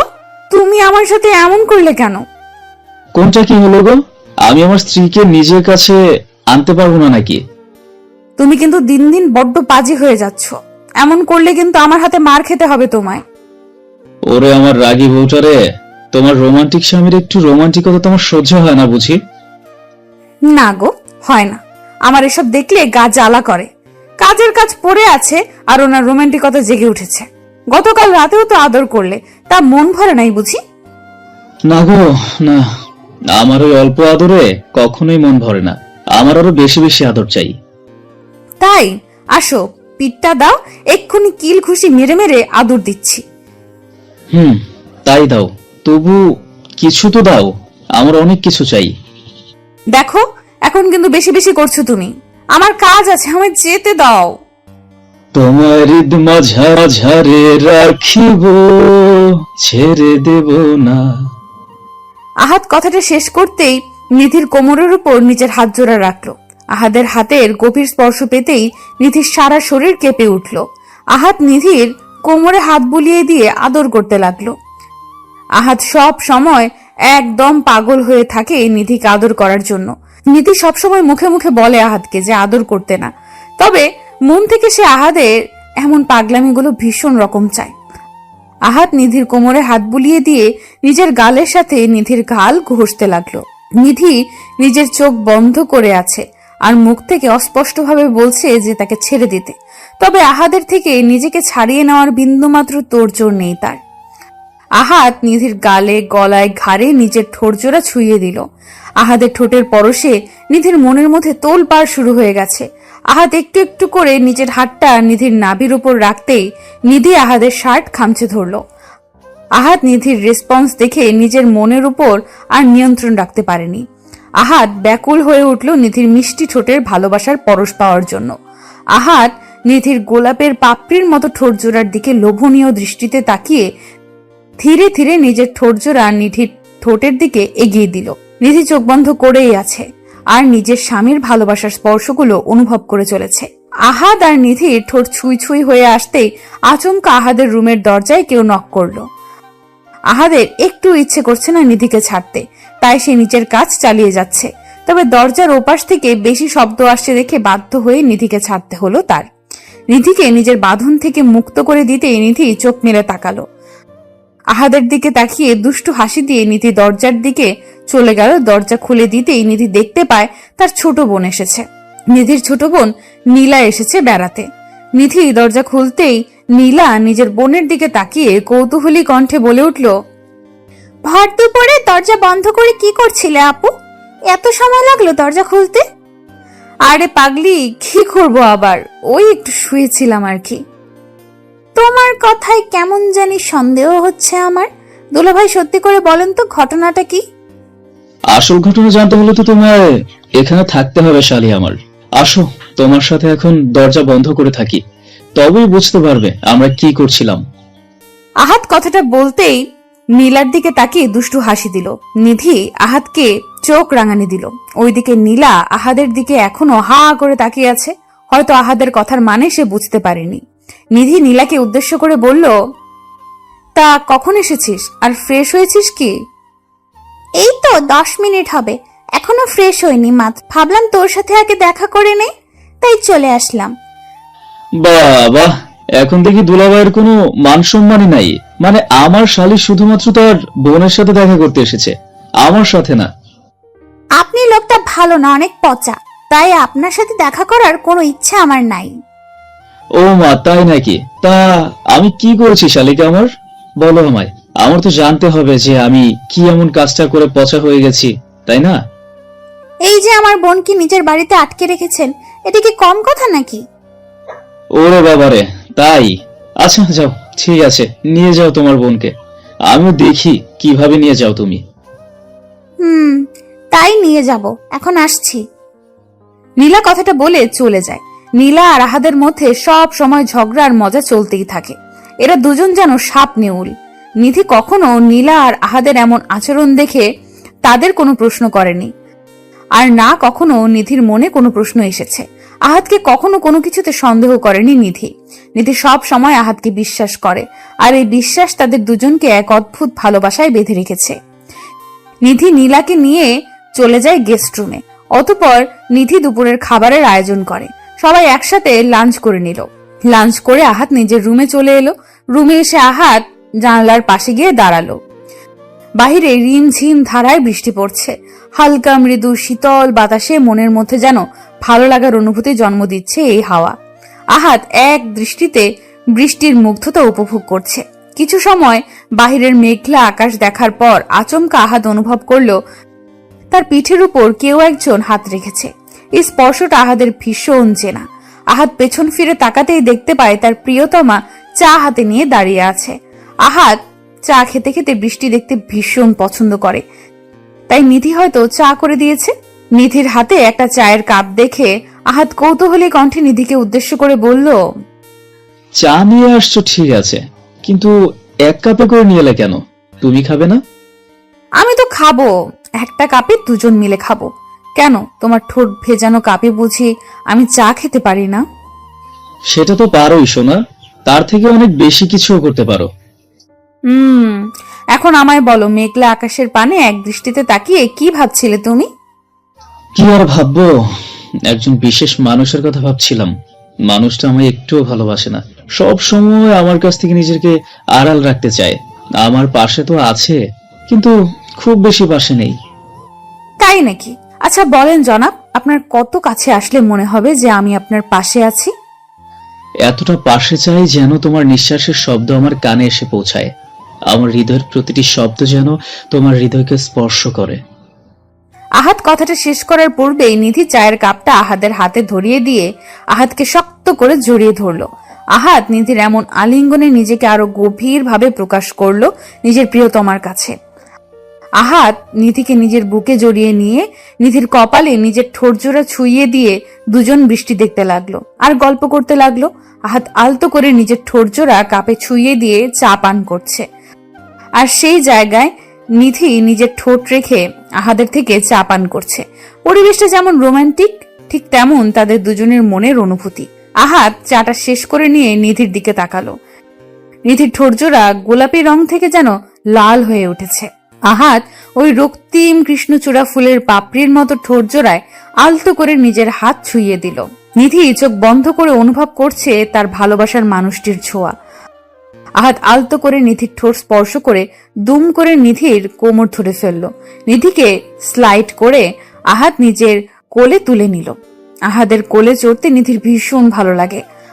আহাদ নিধিকে নিজের সামনে ব্যালকনিতে বসিয়ে দিয়ে নিধির দিকে একটু এগিয়ে এসে পেছন থেকে নিধির কোমর জড়িয়ে ধরে নিধিকে উদ্দেশ্য করে নেশালো কণ্ঠে বলতে লাগলো, নিধি, আজকের এই আবহাওয়া, এই নীরব পরিবেশ, এই বৃষ্টির প্রতিটা ফোঁটা, মেঘাচ্ছন্ন আকাশ, সবকিছু দেখে তোমার মনের মধ্যে কি চাইছে? প্রচুর ভালোবাসা চাইছে। তোমার ভালোবাসার স্পর্শ চাইছে আমার দেহের প্রতিটা অংশ। তোমার মধ্যে হারিয়ে যেতে চাইছি আমি। তবে কেন অপেক্ষা করছো? ওই মিষ্টি ঠোঁটের স্বাদটুকু আমায় নিতে দাও মন ভরে। আমার এই অশান্ত মনকে শান্ত করার ওষুধটুকু দিয়ে দাও প্লিজ। আহাদের নেশালো কণ্ঠস্বরটা যেন নিধির মনকে আরো ব্যাকুল করে তুলেছে। নিধি নিজেকে আর দমিয়ে রাখতে পারছে না। আহাদের প্রতি তার দুর্বলতা যেন আরো প্রখরভাবে কাজ করছে। আহাদ নিধির কোমর থেকে হাত সরিয়ে নিতেই নিধি হকচকিয়ে গিয়ে আহাদের কাঁধের ওপর নিজের হাত রেখে আহাদের ঠোঁট বরাবর নিজের ঠোঁটজোড়া এগিয়ে দিল। নিধির ঠোঁটজোড়া আহাদের দিকে এগিয়ে আসতেই আহাদ আর 1 মিনিটও বিলম্ব করল না। দুম করে নিজের ঠোঁট দিয়ে নিধির ঠোঁটজোড়াকে চেপে ধরল। পাগলের মতো আহাদ নিধির ঠোঁটের স্বাদ নিতে ব্যস্ত। দুজন যেন আর নিজেদের মধ্যে নেই, হারিয়ে গেছে তারা কোনো এক ভিন্ন জগতে। আহাদ যেমন নিধিকে পাগলের মতো চুমু খাচ্ছে, ঠিক তেমনি নিধিও আহাদের প্রতিটা স্পর্শে সমানভাবে রেসপন্স করছে। কিছু সময় ধরে তাদের আদর পর্ব চলতেই আহাদ আলতো করে নিধির ঠোঁটজোড়া ছেড়ে দিল। নিধিকে কোলে তুলে নিয়ে আহাদ সোজা চলে যায় নিজেদের বিছানায়। নিধিকে এই বিছানায় পরম আবেশে শুইয়ে দিয়ে আহাদ নিধিকে পাগলের মতো আদর করতে লাগলো। আহাদের ভালোবাসার স্পর্শগুলো নিধি ব্যাপকভাবে সাড়া দিতে লাগলো। দুজন যেন আজ হারিয়ে গেছে অন্য এক দুনিয়ায়। ভালোবাসাকে পূর্ণতা দিতে তারা মরিয়া হয়ে উঠেছে। ঘণ্টাখানেক পর আহাদ ক্লান্ত হয়ে নিধির বুকে মাথা দিয়ে শুয়ে পড়ল। আহাদ ক্লান্ত হয়ে পড়তেই নিধি আলতো কণ্ঠে আহাদকে উদ্দেশ্য করে মুচকি হেসে বলল, কি গো, তোমার এখন হলো বুঝি? যদি ইচ্ছে ছিল না এত তাড়াতাড়ি আদর শেষ করতে, কিন্তু তোমার ছটফটার নিতে আমি বাধ্য হলাম তোমাকে ছেড়ে দিতে। তাই নাকি ফাজিল? জানো তোমার এই একবার আদর করাতে আমার কতবার হয়ে যায়, তারপরও বলো ইচ্ছে হয় না ছাড়তে।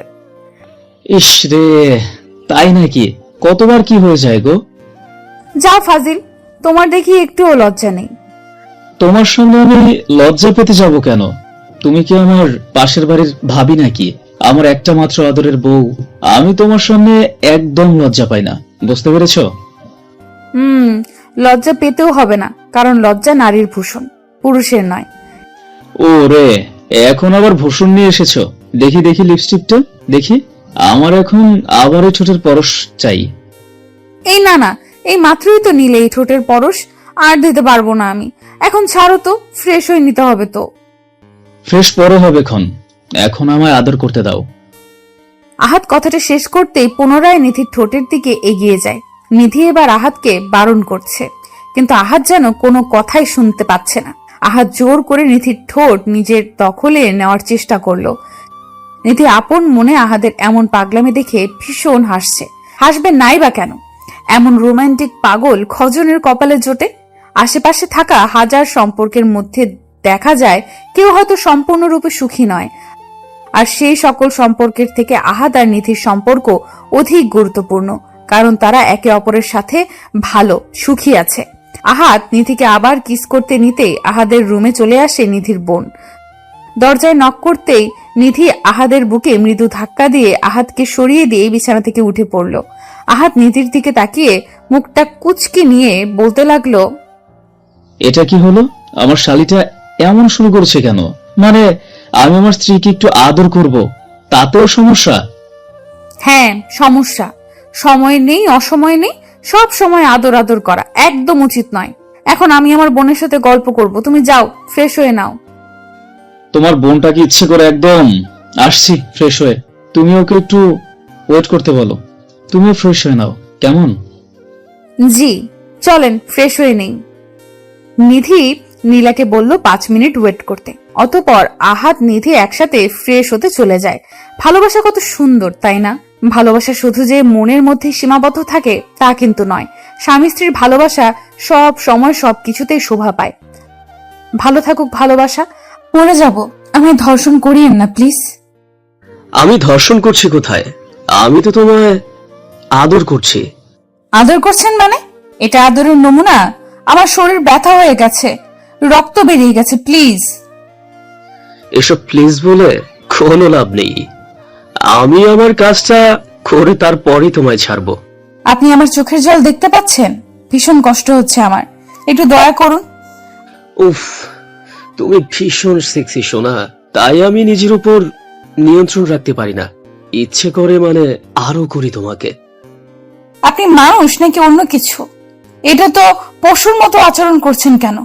এতটা পশুর মতো আচরণ করছেন কেন? ব্লাড বের হচ্ছে, দেখতে পাচ্ছেন? চুপ, ব্লাড বের করতেই তো এমন করছি। উফ, ব্লাড বের হচ্ছে মানে তুমি ভার্জিন, আর ভার্জিন মেয়েদের আদর করে অনেক বেশি মজা। এখন বিরক্ত করো না তো আমায়, আমাকে আমার কাজটা করতে দাও, আর আমার সাথে সমান তালে তাল মিলিয়ে আদর করার মজাটা নাও সোনা। বিছানায় শুয়ে চোখ জোড়া শক্ত করে বন্ধ করে আছে বৃষ্টি। বিছানা জুড়ে কিছু কিছু জায়গায় রক্তের দাগ লেগে আছে। সূর্যের সেইখানে বিন্দুমাত্র ভ্রুক্ষেপ নেই। সূর্য উন্মাদের মতো নিজের ইচ্ছে, নিজের শরীরের চাহিদা পূরণ করতে ব্যস্ত। বৃষ্টি এর আগে অনেকটা চিৎকার করেছে, তাই এখন আর চিৎকার করতে পারছে না। মুখ বুজে সহ্য করছে সবটা। কিন্তু বৃষ্টির এই নিশ্চুপ হয়ে সহ্য করাটা সূর্যের ভীষণ অপছন্দ হলো। সূর্য আরো রেগে গিয়ে বৃষ্টিকে ফ্ল্যাট করে কোমরে চেপে ধরে ফিসফিস করে বলল, কি হয়েছে? সুখ পাচ্ছ না? রেসপন্স কেন পাচ্ছি না আমি? আপনার পায়ে পড়ি, বিশ্বাস করুন, আমার ভীষণ কষ্ট হচ্ছে, দয়া করে আমায় নিস্তার দিন প্লিজ। বৃষ্টি আর কিচ্ছু বলতে পারলো না। অতিরিক্ত রক্তক্ষরণের কারণে সে নিজের জ্ঞান হারিয়ে ফেলে। বৃষ্টি জ্ঞান হারিয়ে ফেলতেই সূর্য নিজের হুঁশে ফিরল। এইসব কি করছি আমি? বৃষ্টির লাইফটা, কথাটা আপন মনে বলে আটকে উঠল সূর্য। সূর্য বৃষ্টির শরীরের উপর থেকে উঠে পড়ল। বিছানা জুড়ে ছড়িয়ে আছে রক্তের দাগ। সূর্য রক্ত দেখে নিজের মাথা ঠিক রাখতে পারল না। ভীষণ খারাপ লাগছে তার। মনে হচ্ছে মাথাটা ঘুরে এক্ষুনি পড়ে যাবে সে। সূর্য একটু চোখ বড় বড় করে নিঃশ্বাস নিল। নিঃশ্বাস নিয়ে সূর্য বৃষ্টির উন্মুক্ত শরীরটা একটা চাদর দিয়ে ঢেকে দিল। সূর্য কিছু পরিমাণে পানি নিয়ে বৃষ্টির মুখের উপর ছিটকে দিল। মুখে পানি পড়তেই বৃষ্টির জ্ঞান ফিরে এলো। চোখ জোড়া বন্ধ রেখে বৃষ্টি সূর্যকে উদ্দেশ্য করে বলতে লাগলো, প্লিজ সূর্য, আমায় ছেড়ে দিন, আমার কষ্ট হচ্ছে, প্লিজ। চোখের পাতার উপর নোনা জল প্রায় শুকিয়ে গেছে বৃষ্টির। সূর্য বৃষ্টির গালে আলতো করে নিজের দু হাত রেখে বৃষ্টিকে নাড়া দিতে দিতে বলতে লাগলো, এই বৃষ্টি, বৃষ্টি ওঠো, কি হয়েছে তোমার? বলো আমায় বৃষ্টি। বৃষ্টি চোখের পাতা জোড়া অনেক কষ্ট করে খুলল। বৃষ্টি চোখের পাতা খুলতেই সূর্যকে দেখে ভয়ে আটকে উঠে। বৃষ্টি সূর্যের সামনে থেকে কয়েক গজ দূরে সরে যেতে নিতেই চেষ্টা করতেই বুঝতে পারলো তার শরীরে ভীষণ ব্যথা অনুভব হচ্ছে। বৃষ্টি নড়াচড়া করতে পারছে না। সূর্য বৃষ্টির ভয়কে বুঝতে পেরে বৃষ্টিকে উদ্দেশ্য করে শান্ত গলায় বলতে লাগলো, ভয় পাচ্ছ আমায়? আমাকে ভয় পেতে হবে না। আমি সত্যি কিছু বলার মতো অবস্থায় নেই। আমি বুঝতে পারি না এতক্ষণে কি হয়েছে। আমি একটা ঘোরের মধ্যে ছিলাম, সত্যি বলছি। আমাকে ক্ষমা করে দাও তুমি। সূর্য, আমাকে একটু হসপিটালে নিয়ে যাবেন, প্রচন্ড ব্যথা করছে আমার, আর ব্লিডিং হচ্ছে খুব। বৃষ্টির কথাটা যেন সূর্যের মনের মধ্যে বিঁধে গেছে। এক সেকেন্ডের জন্য সূর্য নিজেকে রাস্তার ছেলের সাথে তুলনায় নামিয়ে ফেলল। সূর্য কোনো কথা বলল না। চোখ জোড়া রক্ত বর্ণ ধারণ করে আছে তার। ছল ছল দৃষ্টি প্রকাশ করছে তার মনের মধ্যে থাকা অনুশোচনাগুলো। সূর্য বৃষ্টিকে কোলে নিয়ে বেশ দ্রুত হসপিটালের দিকে গাড়ি নিয়ে বেরিয়ে পড়ল। বৃষ্টি কোনো শব্দ করছে না, নিশ্চুপ হয়ে গাড়িতে বসে আছে। সূর্য গাড়িটা দ্রুত গতিতে ড্রাইভ করে হসপিটালে এসে বৃষ্টিকে কোলে নিয়ে জরুরি বিভাগে ছুটে চলে যায়। বৃষ্টিকে বেডে শুইয়ে দিয়ে সূর্য চিৎকার করে ডক্টরকে ডাকতে লাগলো। ডক্টর এসে বৃষ্টিকে দেখে জরুরি অপারেশনের ব্যবস্থা করলো।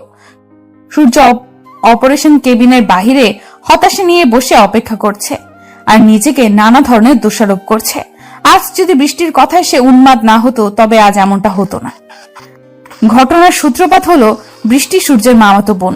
সূর্যদের বাড়ি এসেছিল বেড়াতে। সূর্য বৃষ্টিকে বেশ পছন্দ করে, বৃষ্টিও সূর্যকে পছন্দ করে, তবে মুখে কেউ কখনো কাউকে সেটা বলার সুযোগ পায়নি।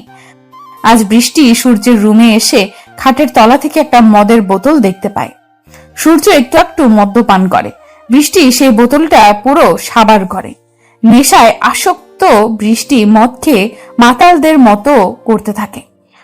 সূর্য বৃষ্টিকে মাতলামি করতে দেখে বিষয়টা আঁচ করতে পারে, কিন্তু বৃষ্টি সূর্যকে নানাভাবে ফোর্স করতে থাকে। সূর্য প্রথমে বৃষ্টিকে অনেকবার বোঝানোর চেষ্টা করার পরেও বৃষ্টি কোনো কথা শোনেনি। অতঃপর সূর্য আর নিজেকে নিয়ন্ত্রণ করতে পারল না। বৃষ্টিকে আদরে আদরে ভরিয়ে দিতে লাগলো সে। অতঃপর কি হলো তা তো দেখতেই পেলেন। সূর্য কিছু সময় অপেক্ষা করতেই ডক্টর বাহিরে এসে সূর্যের দিকে তীক্ষ্ণ দৃষ্টিতে তাকালো। সূর্য বসা থেকে উঠে দাঁড়াতেই ডক্টর সূর্যকে উদ্দেশ্য করে বলল, পেশেন্ট আপনার কি হয়? কেন ডক্টর, কি হয়েছে? সব ঠিক আছে তো? মানে বৃষ্টির কোনো ক্ষতি হয়নি তো? প্রশ্নের বিপরীতে আমি প্রশ্ন করা পছন্দ করি না, উত্তর দিন। ও আমার স্ত্রী, বলুন কি হয়েছে? ও ঠিক আছে, আপনার স্ত্রী সামান্য ইনজুরি পেয়েছে, সমস্যা নেই, ঠিক হয়ে যাবে।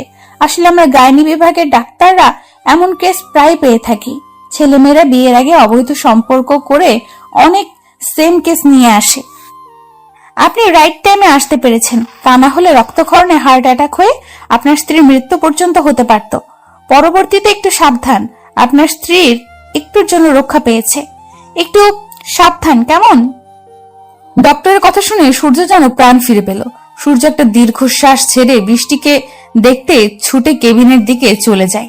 বৃষ্টি বেড়ে নিশ্চুপ হয়ে শুয়ে আছে। সূর্য কেবিনে আসতেই বৃষ্টি সূর্যের দিক থেকে মুখ ফিরিয়ে অন্যদিকে মুখ ঘুরিয়ে নিল।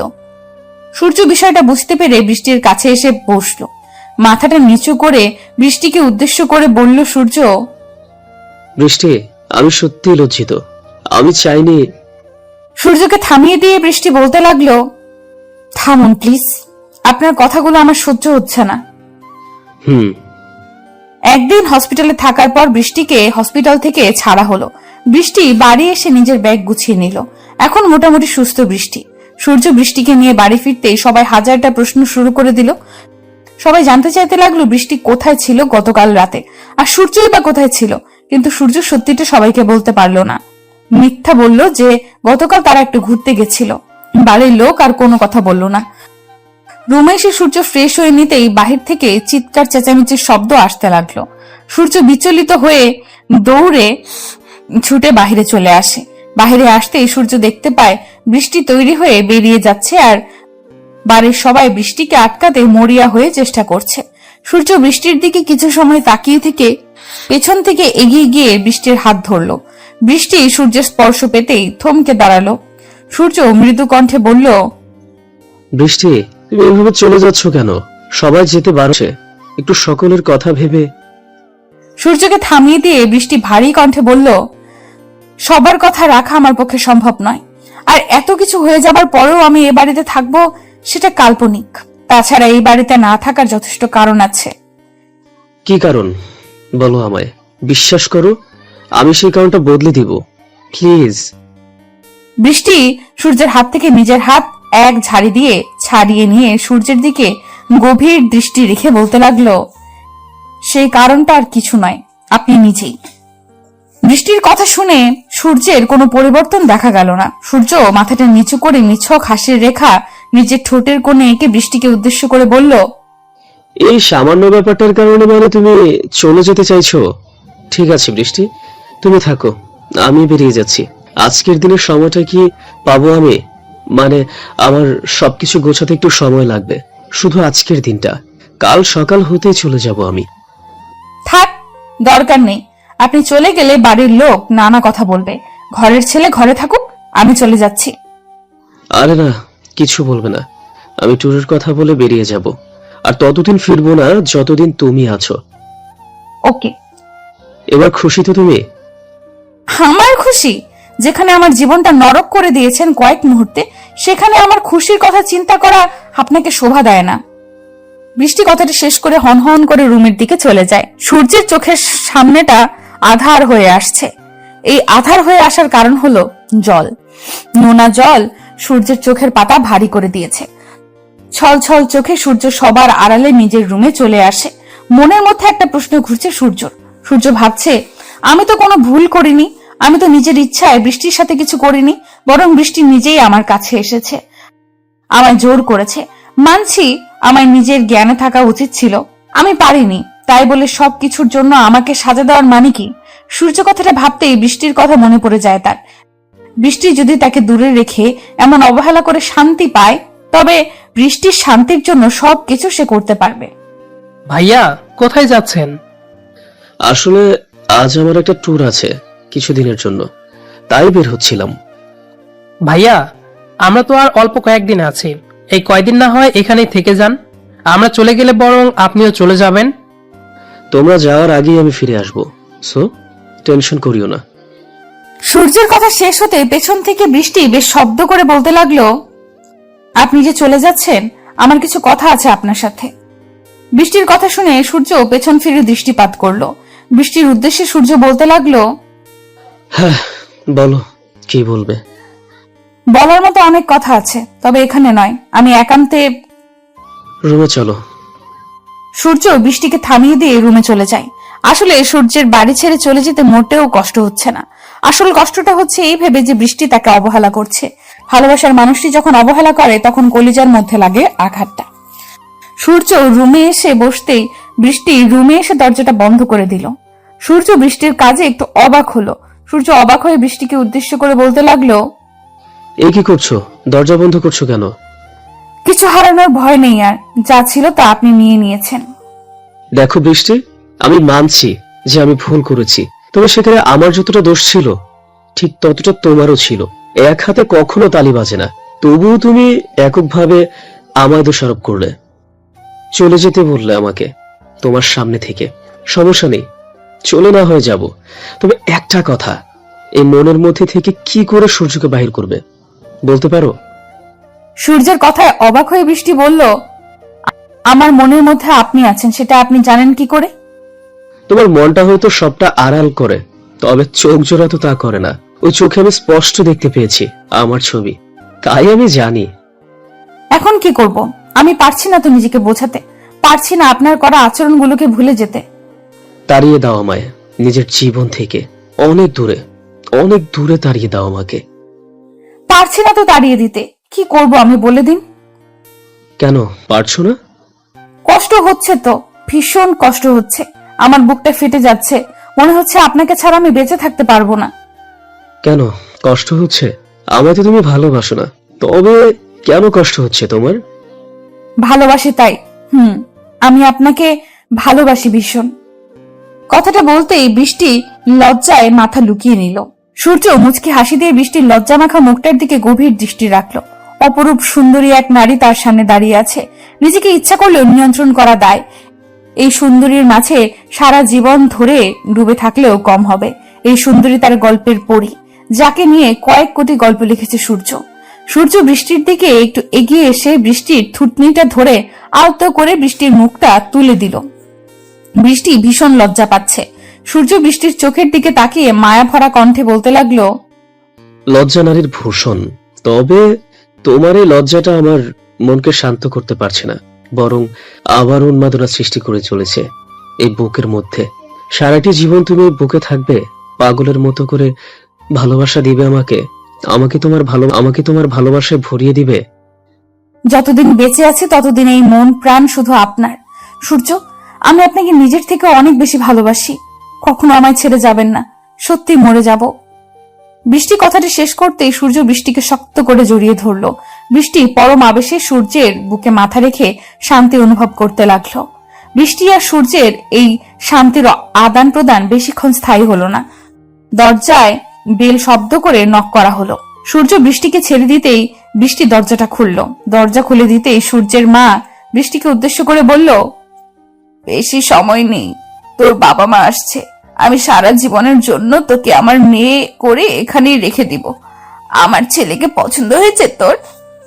পছন্দ হয়ে বলতে তেমন না, বেশ পছন্দ হয়েছে। বৃষ্টি কথাটা বলতেই দৌড়ে পালিয়ে যায়।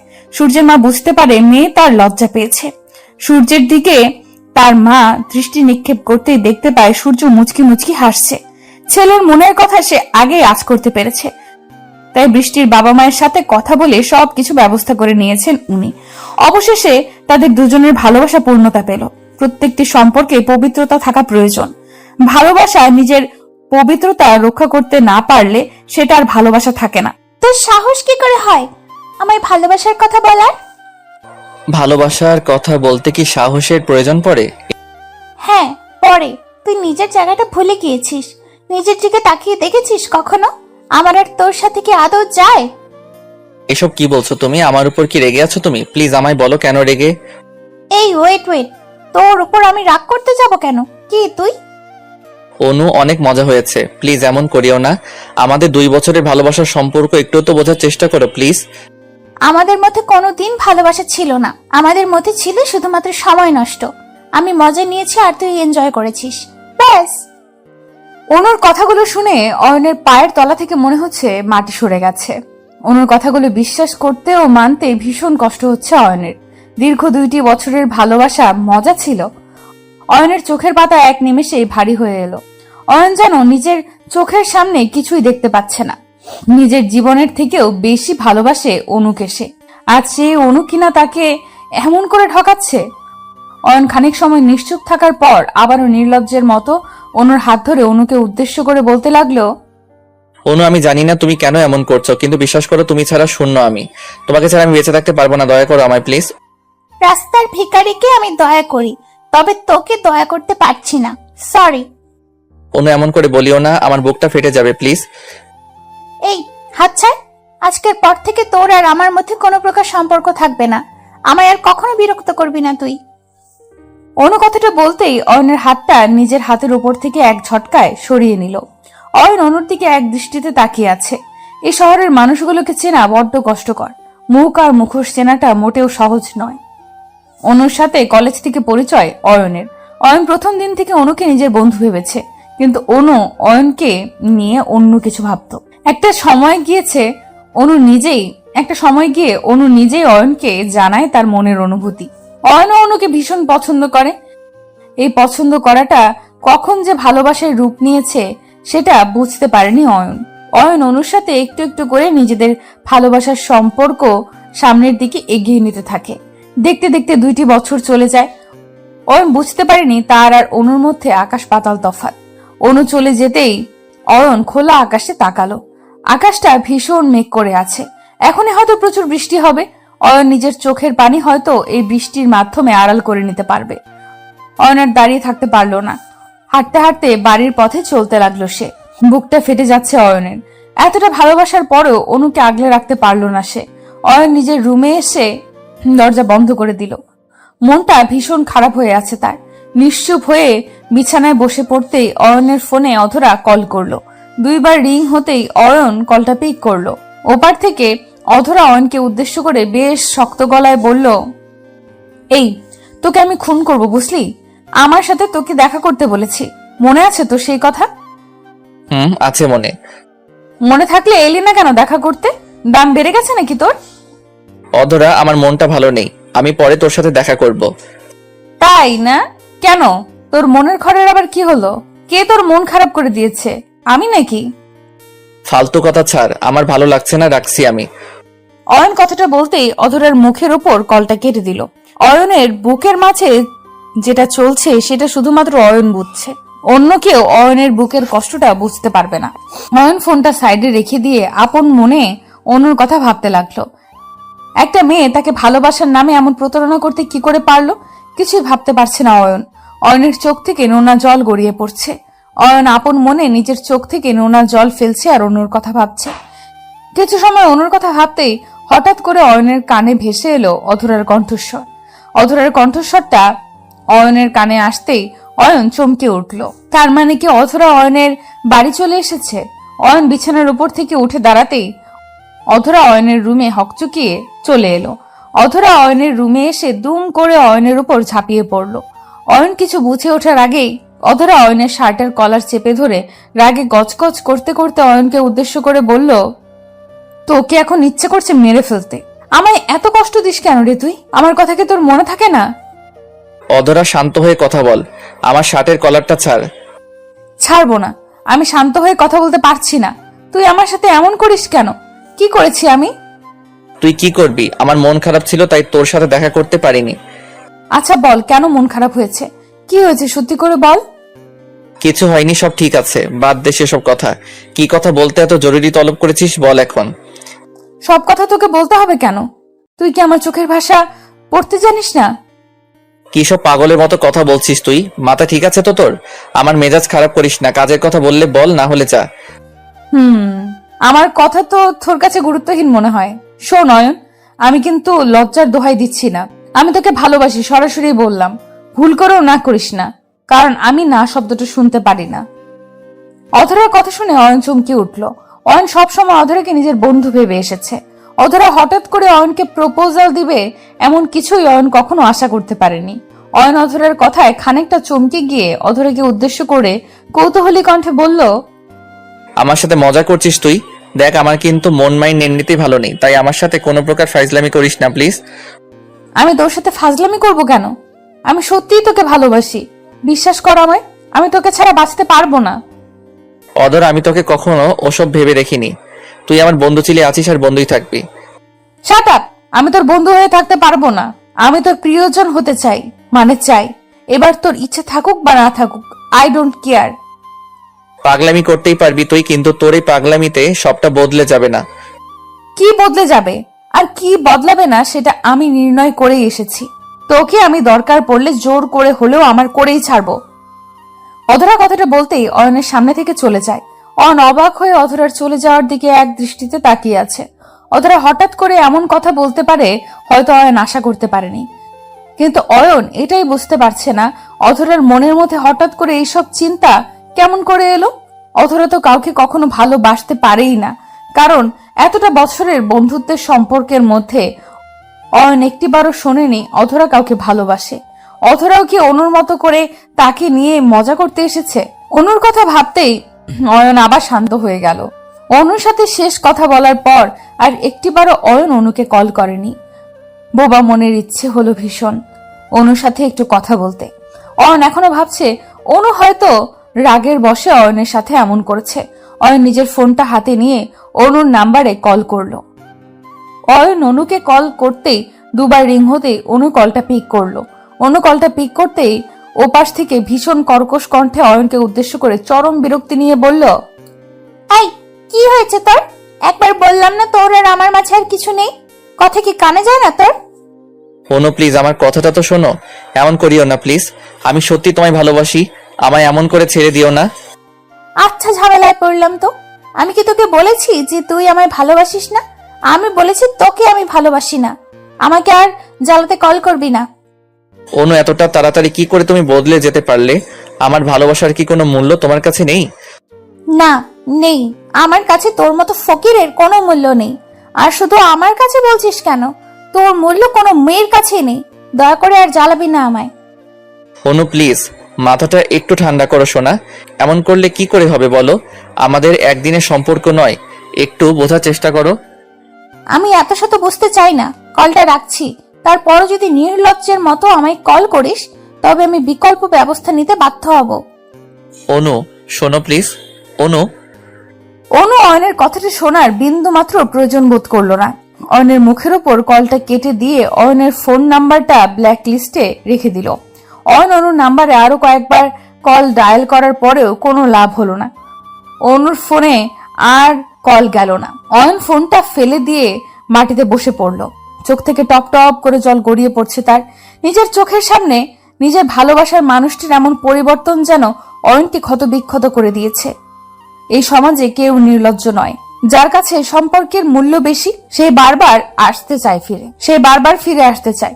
অয়ন আপন মনে ভাবতে লাগলো এমন করে নিজের চোখের জল ফেলা ঠিক হবে না। অনু যদি বদলে গিয়ে অয়নকে ছেড়ে ভালো থাকে তবে অয়ন কেন পারবে না? অয়নও পারবে অনুকে ছাড়া ভালো থাকতে। অয়ন নিজের চোখের জল মুছে ফেলতেই অধরা অয়নকে কল করলো। অয়ন কলটা পিক করতেই অধরা অয়নকে যা বলল তা শুনে অয়ন চমকে উঠল। অধরা অয়নকে উদ্দেশ্য করে বলল, কি গো জামাই আমার, মন খারাপ করে থাকবে? আমায় একটু ভালোবাসা দিলে কি হয়? হ্যালো, আমি কি অদরের সাথে কথা বলছি? ফাজলামি করিও না জামাই আমার, তুমি তোমার আদরের বউয়ের সাথেই কথা বলছো। অদরা, ফাইজলামি ছাড় বলছি। ওগো, আমি ফাজলামি ছেড়ে দিয়েছি। দেখছো না তোমার অধরা সব কিছু বদলে গেছে? কত ভালোভাবে কথা বলছে তোমার অধরা। কেন কল করেছিস সেটা বল। হ্যাঁ, সেটাই তো দেখছি আমি, কিন্তু হঠাৎ করে এমন বদলে যাওয়াটা আমার হজম করতে কষ্ট হচ্ছে। হজম করতে কষ্ট হলেও হজম করে নাও, কারণ আজকের পর থেকে সারা জীবন ধরে আমার হজম করতে হবে তোমায়। এখন বলো, কি করছিলে? কি আর করব, বসেছিলাম। অয়ন অধরার সাথে কথা বলতে লাগলো। অতীত ভুলে নতুন করে জীবন সাজাতে হলেও একজন প্রিয় মানুষের প্রয়োজন। প্রিয় মানুষটির ভালোবাসা আমাদের মন থেকে সমস্ত অতীতকে ভুলিয়ে দিয়ে নতুন করে বাঁচতে সাহায্য করবে। অয়ন অধরার সাথে হেসে হেসে কথা বলতে লাগলো। বুকের ওপর থাকা পাথরটা নামিয়ে নিতে হবে। ভালোবাসা তার প্রাপ্য, যে ভালোবাসাকে আগলে রাখতে জানে। তার প্রাপ্য নয় যার কাছে ভালোবাসা প্রকাশ করার পর অবহেলিত হতে হয়। অয়ন সারা রাত ধরে অধরার সাথে ফোনে কথা বলতে লাগলো। ভোর হবার কিছু সময় আগে অয়ন ফোনটা রেখে ঘুমিয়ে পড়ল। বিকেলের দিকে অয়নের ঘুম ভাঙে অধরার ফোনে। অধরা ফোন করে অয়নকে উদ্দেশ্য করে বলতে লাগলো, আয় অয়ন, চলো না, আজ দুজন মিলে একটু ঘুরে আসি। ঘুরে আসতে চাইছো ঠিক আছে, তবে কোথায় যাবে? জানি না, তবে অনেক দূরে যেতে চাই। এমন একটা শহরে যেতে চাই যেখানে আমাদের বিরক্ত করার মতো কেউ আসবে না। তুমি আমি দুজন থাকবো, শুধুমাত্র আমরা দুজন। আহ, তোমার রোমান্টিক ভাবনা দেখে আমার মনের মধ্যে তো খুশিতে নাচ বয়ে গেল। 10 মিনিট অপেক্ষা করো, আমি রেডি হয়ে আসতেছি। আমি তো রেডি হয়েই বসে আছি, 5 মিনিটের মধ্যে আসো। জি, তাই আসছি। অয়ন কলটা কেটে দিয়ে দ্রুত ফ্রেশ হয়ে নিল। জীবন না কারোর জন্য থেমে থাকে, আর না সময় কারোর জন্য অপেক্ষা করবে। জীবন তার আপন গতিতে ছুটে চলবে, শুধু অপেক্ষা হচ্ছে সঠিক মানুষ লাইফে আসার। অয়ন ফ্রেশ হয়ে নিয়ে অধরার বাড়ির সামনে চলে যায়। অধরার বাড়ি এসে অয়ন অধরাকে নিজের বাইকের পেছনে বসিয়ে ছুটে যায় অজানায়। অয়নের সাথে আজ অধরার প্রথম এতটা কাছাকাছি বসে কোথাও বেড়াতে যাওয়া। অধরা অয়নকে পেছন থেকে শক্ত করে জড়িয়ে ধরে আছে। কিছু দূর গাড়ি চলার পর অয়ন অধরাকে উদ্দেশ্য করে বলল, আচ্ছা, আমরা তো অনেকটা পথ চলে এসেছি, এখন কি থামবো নাকি আরো চলবো? তোমার আর আমার ভালোবাসার পথের কি শেষ আছে? এই পথ কোনোদিন শেষ হবে না। পাগলি একটা। শোনো, সামনে ফুচকার দোকান আছে, ওখান থেকে চলো ফুচকা খেয়ে নেই। ফুচকার কথা শুনে অয়ন খুশিতে গদগদ হয়ে গেল। কতদিন হয়েছে অধরা ফুচকা খায়নি, আজ অয়নকে সাথে নিয়ে ফুচকা খাবে সে। অধরা খুশিতে গদগদ হয়ে অয়নকে উদ্দেশ্য করে বলল, এই, সত্যি তুমি ফুচকা খাবে? জি, সত্যি খাবো। কেন, তোমার সাথে ফুচকা খেলে কি পাপ হবে নাকি? আরে বোকা, সেটা বললাম কখন? তুমি তো সচরাচর ফুচকা খাও না, আজ খেতে চাইছো তাই জিজ্ঞেস করলাম। রোজকার সময় তো আমি আমার বান্ধবীর সাথে আসি, তাই খেতে চাইতাম না। তবে আজ তো হবু স্ত্রীর সাথে এসেছি, তাই সব চলবে। অয়ন কথাটা বলতেই দুষ্টু হাসি দিল। অয়নের ঠোঁটের কোণে এই দুষ্টু হাসির ঝলকটা দেখে অধরা অয়নকে জড়িয়ে ধরে অয়নকে গালে নিজের ঠোঁট জোড়া ছুঁইয়ে দিয়ে আলতো করে চুমু খেলো। ভালোবাসা শব্দটা বোঝার ক্ষমতা সবার মধ্যে থাকে না। ভালোবাসা বোঝার জন্য একটা ভালো মন প্রয়োজন, যে মনটার অধিকারী সকলে হতে পারে না। প্রতিদিন ভালোবাসার নতুন নতুন গল্প পেতে চ্যানেলটি সাবস্ক্রাইব করে পাশে থাকা বেল বাটনে ক্লিক করুন।